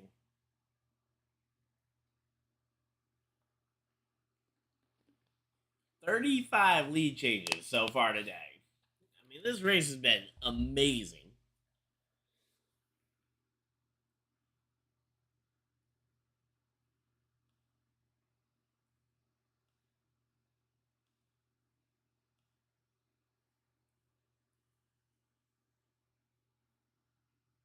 11 yellows so far today, so far.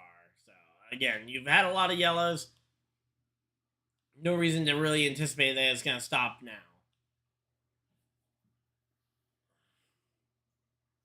Yeah, the base haircuts are not that great. I will say that much in the Pokemon Scarlet Violet game. I'm pretty sure you can go and customize it further, but I really don't care about how my character looks a ton.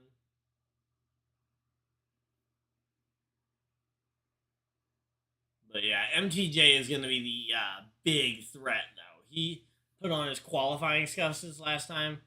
Maybe if McDowell, who fell through the field, maybe I go and put my qualifying scuffs on. I'm already near the back anyway. I already fell back to almost to the tail end of the lead lap anyway, so I'm not. I lose like 2, 3 spots to put on qualifying scuffs that are cold. Yeah. Here we go. Pace car dives for cover. And we are going through the Geico restart zone, and it is green flag at Kansas Speedway. Green, green, green. Green flag is out, and they are racing at Kansas. And we got somebody diving out of line. That looks like an AJ Allmendinger at the back of the field. But it is it is the front two. They started on the front row together, and now they are back out front together, Byron and Larson. This time, though, Denny Hamlin trying to break up the band there.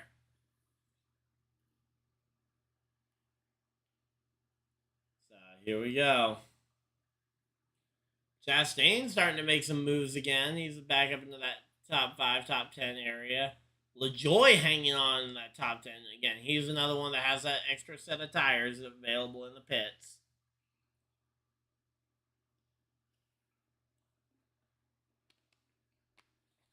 So again, I think McDowell still has his set. But yeah, I mean, you stayed out at that for the ones who stayed out that last yellow, and for Truex, you put on scuffs. You guys did that to save the sticker set. You weren't about to just throw that advantage away after 5-10 laps with another spin. Yeah, I think if you get to like 40, maybe even 35 to go, I think that's when you start looking at okay, next yellow, I'm coming to pit. I think you want to get to at least lap 40, maybe even 35 before you start looking at pitting. Here we go. Allmendinger up into the up on the top side there, going around not Allmendinger, but going around Chris Buescher there for 16th. So here we go.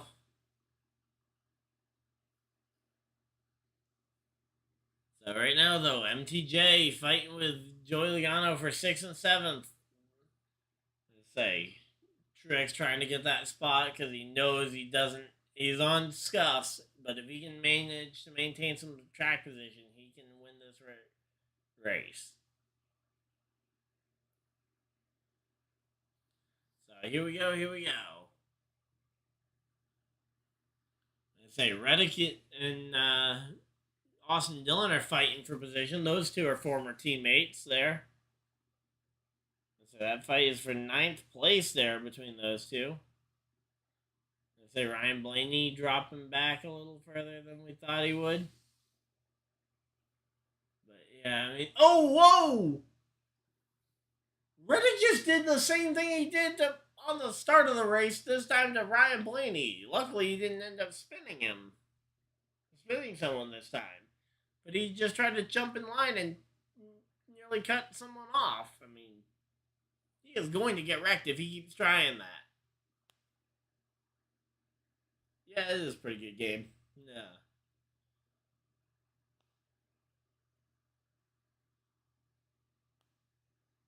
But yeah, here we go. So we got the battle for 10th and the battle for 7th here.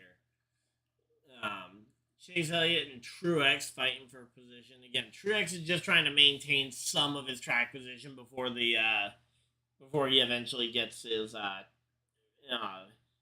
last set of stickers, because we believe that what's his name, Elliott, has already gotten his final set.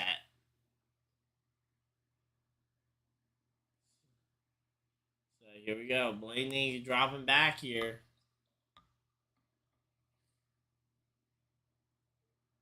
Say now the battle for the lead. Larson has started to gap the 24. But yeah, this is a very much a back and forth type of race here. 36 lead changes. I mean, come on. How ridiculous can we get with the number of lead changes here before it starts getting too ridiculous?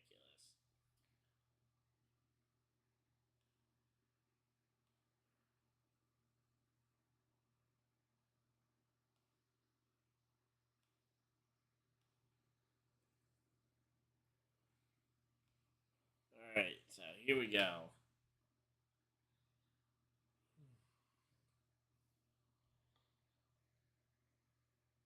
So right now, Hamlin again being maybe the most consistent driver on the longer run. He is showing back up, kind of like the Jaws music cueing. But yeah, right now though, it's really hard to tell here.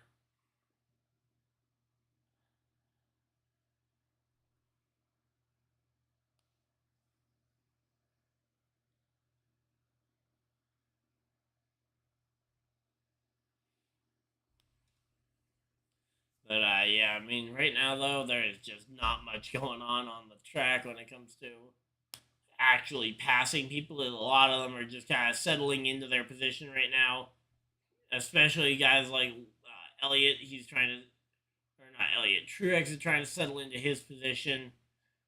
Same thing with McDowell and LaJoy. They're trying to settle into their positions because they're hanging on to this lead lap here. Uh-oh. I see a well.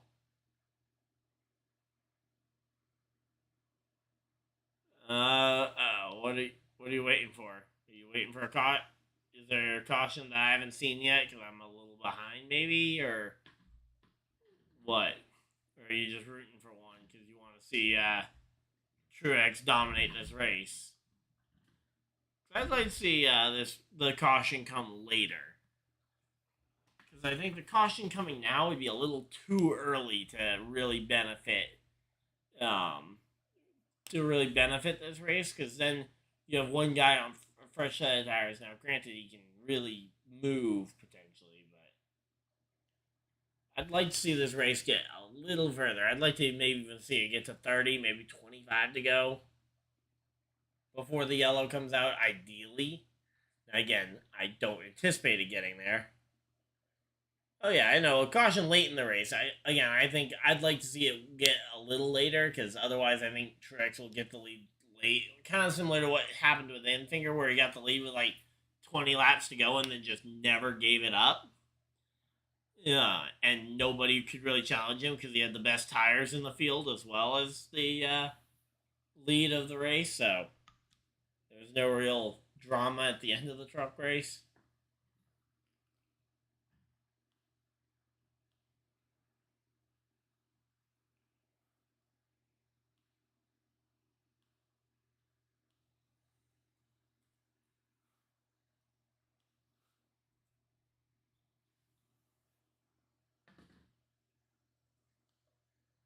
Oh, Harvick and Byron both have sets of tires. I did not realize Byron still had a set of tires. That's a big one.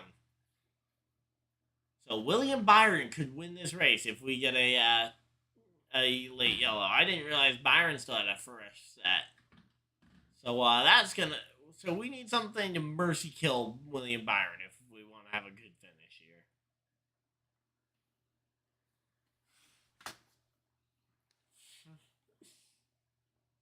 It's only probably because you picked the girl character, Patrick. But yeah, here we go.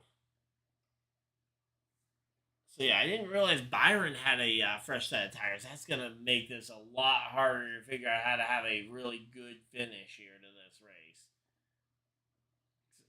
No, I mean again, I'd like to see Byron and Truex fight their way through this field, but yeah, it'll be a much harder fight to try and get through the field with two guys.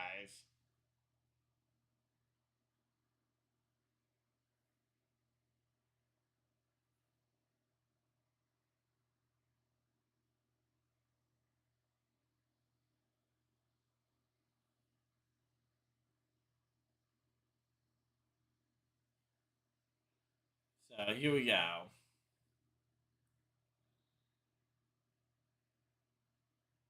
And there we go. Suarez making a pass here on the Southern car here. Again, I don't think there's really much question. It's going to come down to if we get a yellow. I'd love to see again. I'd love to see LaJoy and McDowell come fighting through the field. But again, I think they're going to be overshadowed by Byron, Truex, and Harvick if we get a yellow because they all have a fresh set as well.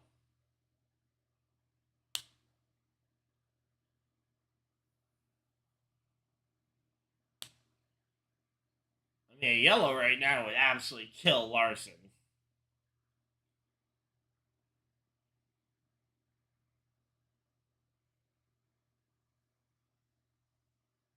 So here we go.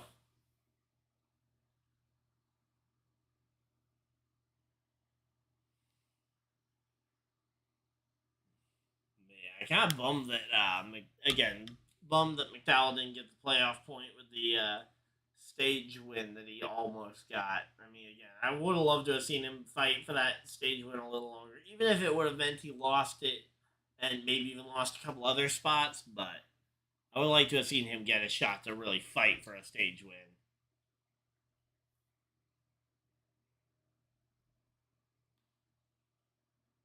But yeah, there is not much for tires left, which is going to make this end of the race more interesting than we thought.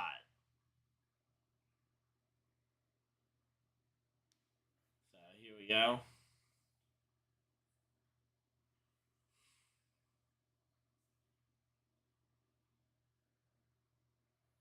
Here we go. Oh, trends of the race.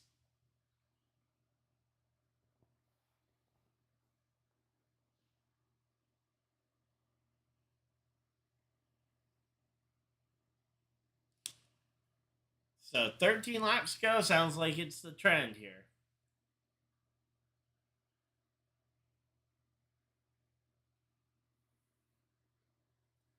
11 on the long run here. He has now passed William Byron. And now he's set sail for that number 5 car.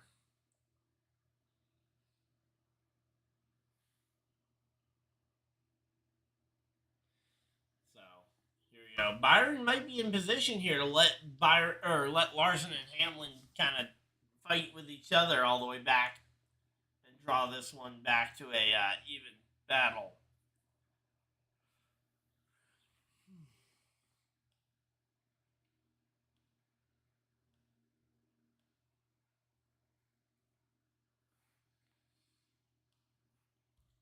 So here we go.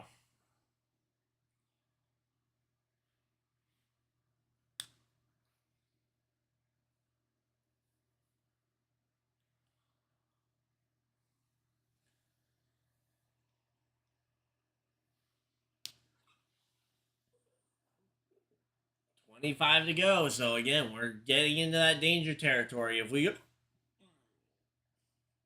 I think we need a caution here in the next 5 to 10 laps, to give these guys who have the extra set of tires the chance to try and actually fight their way through here. Because it's going to be hard to get through the entire field in like 2 laps. You can't do it. But if you get a caution, again, with like 20, 25 laps to go, you end up with, oh, what's his name? Quaxley.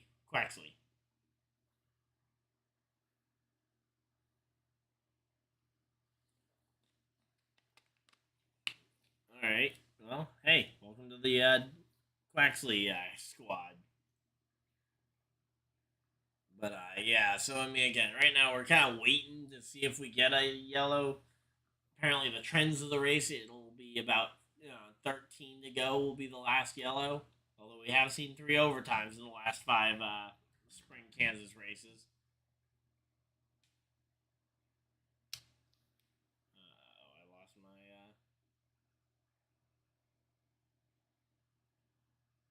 connection there. Oh.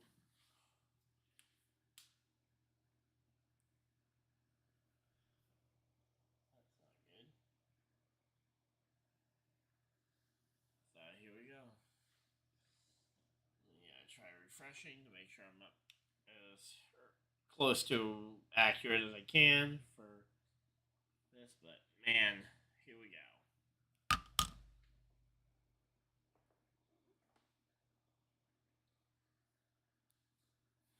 So Hamlin, he is closing here.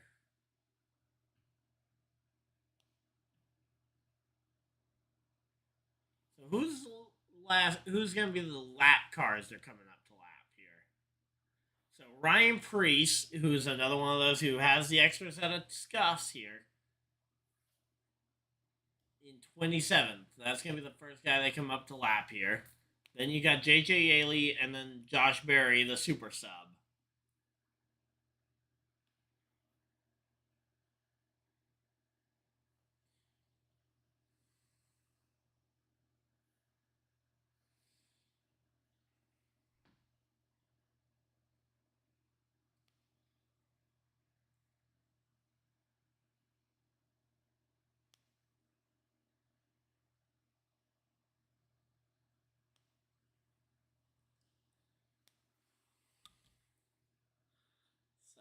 Right now, again, coming up on 1 and 2 lap cars, it's not going to be a big deal. It's when you get to that pack of cars and they're all together that it's going to be hard.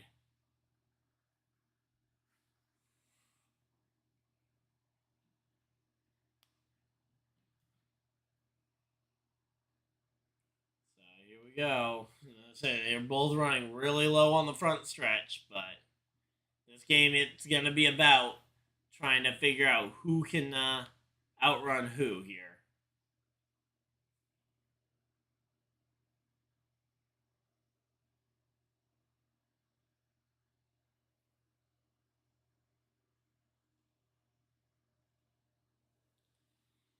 But yeah, here we go.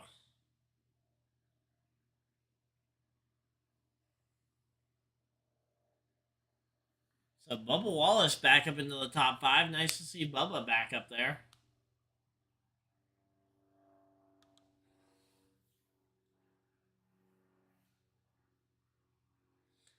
Let's say Stenhouse up into the top 12. Again, I love seeing Stenhouse up there. Even though he doesn't really need the points because he's already won a race. But again, you really need this yellow though soon if you want to have a real shot to make it through the field, because otherwise everybody's going to stay out and kind of trap you. Now, again, fresh tires have been magical, but it's going to take a lot to get through this field, even with significantly fresher tires. And the other big thing is that you need to have no yellow after this next one. So there we go. The USFL is starting over on FS2, which means we get to actually see the end of the Cup race here on FS1. So nice to see that we aren't getting bumped off for not NFL football. Because if this were an NFL game, yeah, we would have been the ones kicked to FS2. But there we go. Bubba clears in front of Ross Chastain there. He takes spot number 4 here.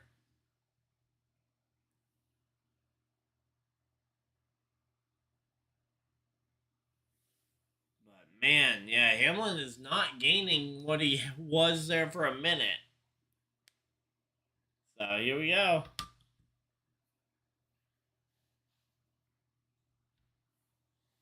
Again, a yellow here would be amazing because this would be just about perfect timing for a yellow here to try and bring this one out. Yeah, but yeah, this let's say Larson just got a piece of the wall. This is going to open it up for Denny Hamlin to try and close back in, though. Denny Hamlin had kind of gotten stuck in the lap traffic and hadn't really been able to keep closing in on that gap, but now we need a yellow here for Byron and Truex here to really be able to show what they can do here. But man, so here we go.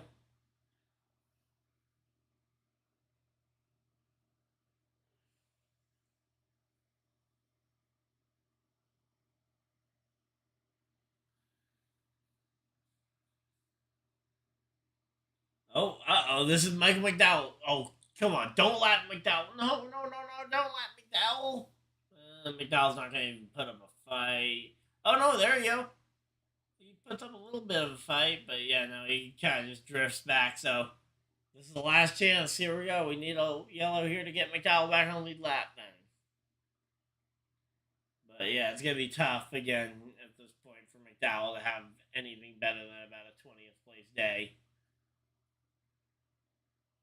Again, if we get a yellow, that can change everything here, but it does not look like we're going to get one. We might actually have a green flag run to the finish here.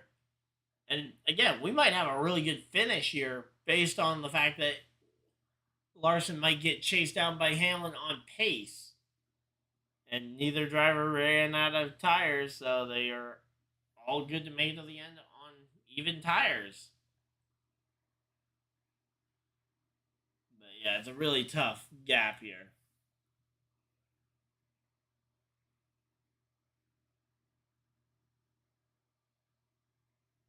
So here we go.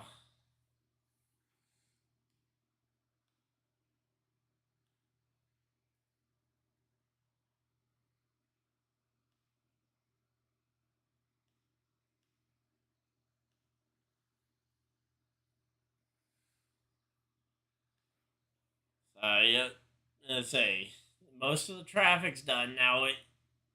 Again, Hamlin is right there. All Hamlin needs to do is pick a lane other than Larson's lane to be able to try and make a pass attempt here. He is right there. Come on, Hamlin, dive it up the inside and try and go around him. All right, there we go. Hamlin to the bottom. He's not going to be able to make much of the ground up, but he does get close here. And here we go. They're close. Hamlin is close enough to make a slide job move here.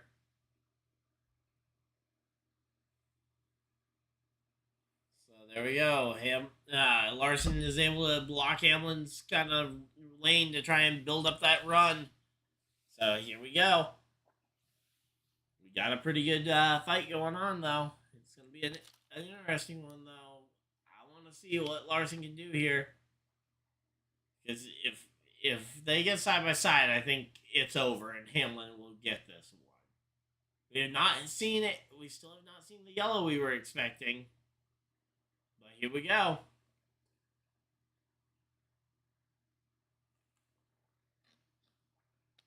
Let's say Hamlin would be asking, I think, for all the lap cars to go to the outside lane to try and clog up the track for Larson here.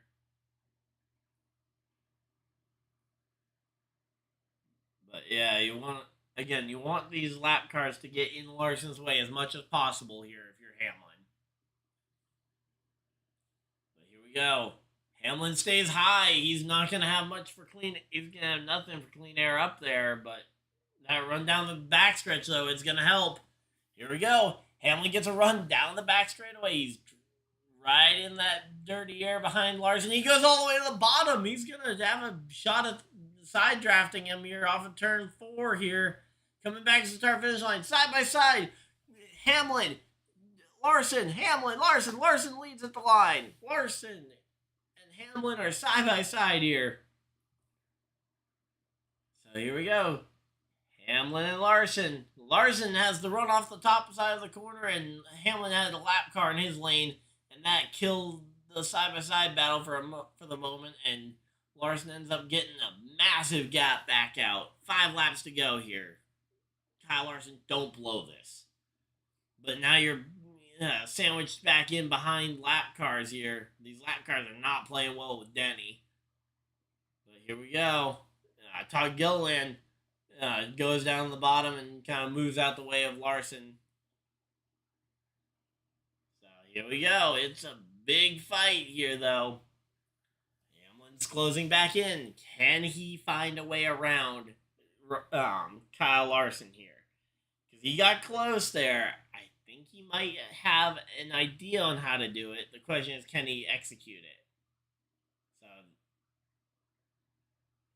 man, they're so close, but here we go. Hamlin all the way to the bottom. All the way to the bottom. No, he stays right in behind him. I mean, hey, it'll help him with the run off the corner, but you gotta... Okay, here we go. Down the back straightaway, you gotta dive the inside, and there we go. Hamlin gets the inside. He's gotta go all the way to the bottom. All the way to the bottom. No, he's staying in the middle lane, and he's not gonna have the run to do anything. 2 laps to go here. 2 more times around. He's only going to have 2 more tries at this. And again, I don't know why he didn't go all the way to the bottom there to try and cut the course and make it as short as possible. But here we go. I'm going to say Larson, I think, is... Larson's going to have an easy ride here, I think. It's going to be hard here for Hamlin.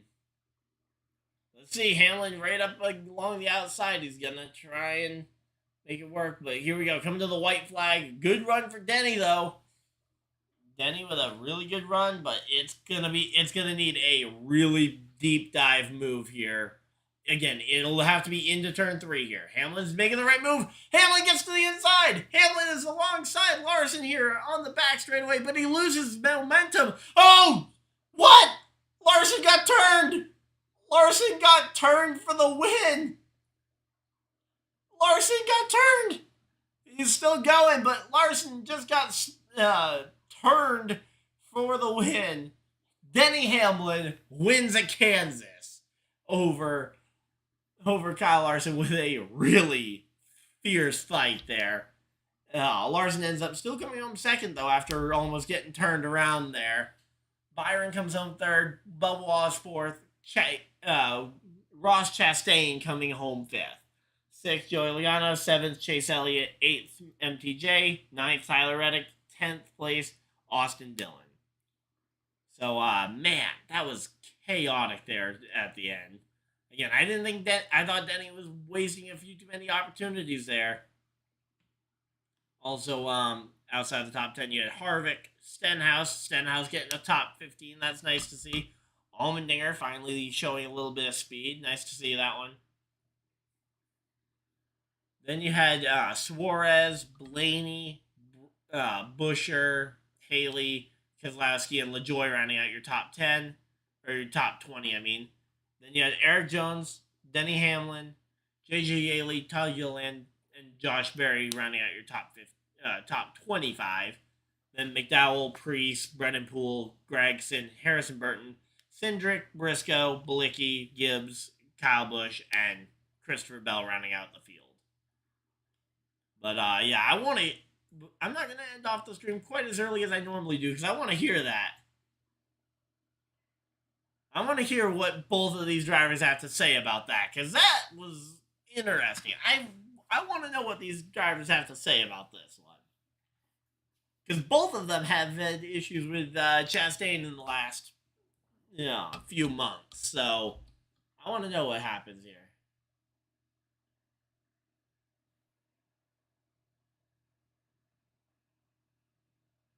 But yeah, here we go. Yeah, man, Larson looks dejected getting out of the car, but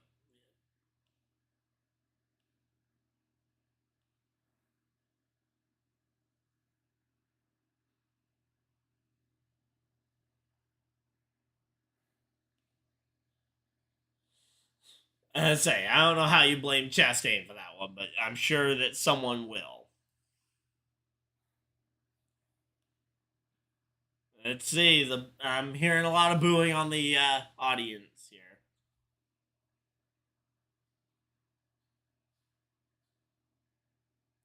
Let's see.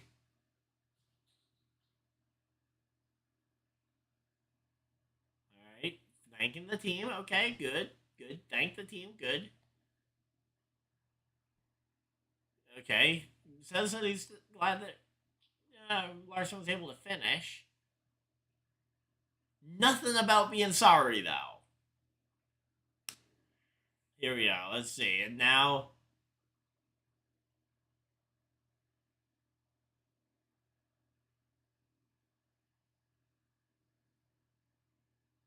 now Larson.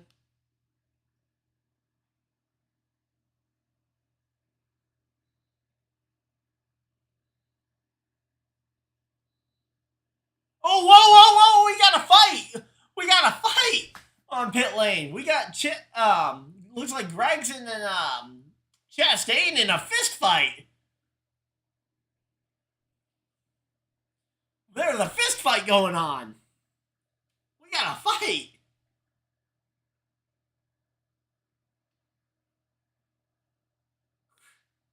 Gregson and Ross Chastain. Glad we stayed live here to catch that because what happened? All right, so who's okay? So Gregson went and put a hand in, and then Chastain was the first one to really swing with a punch, but Gregson did put a hand on him first, and I'm not surprised that turned into a fight the way he put his hand on him. But talking about Chastain stealing the thunder of the big controversy there at the end. But glad we managed to get those two separated, and again, glad no one was hurt with any sort of retaliation there.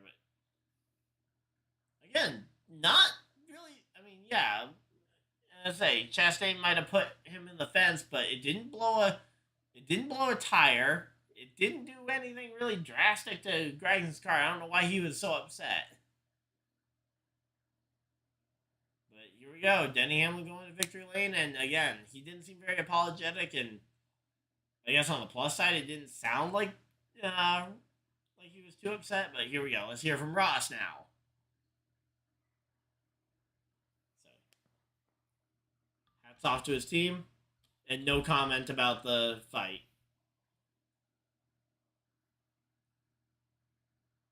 Okay, so tied off at 4. Okay, makes sense.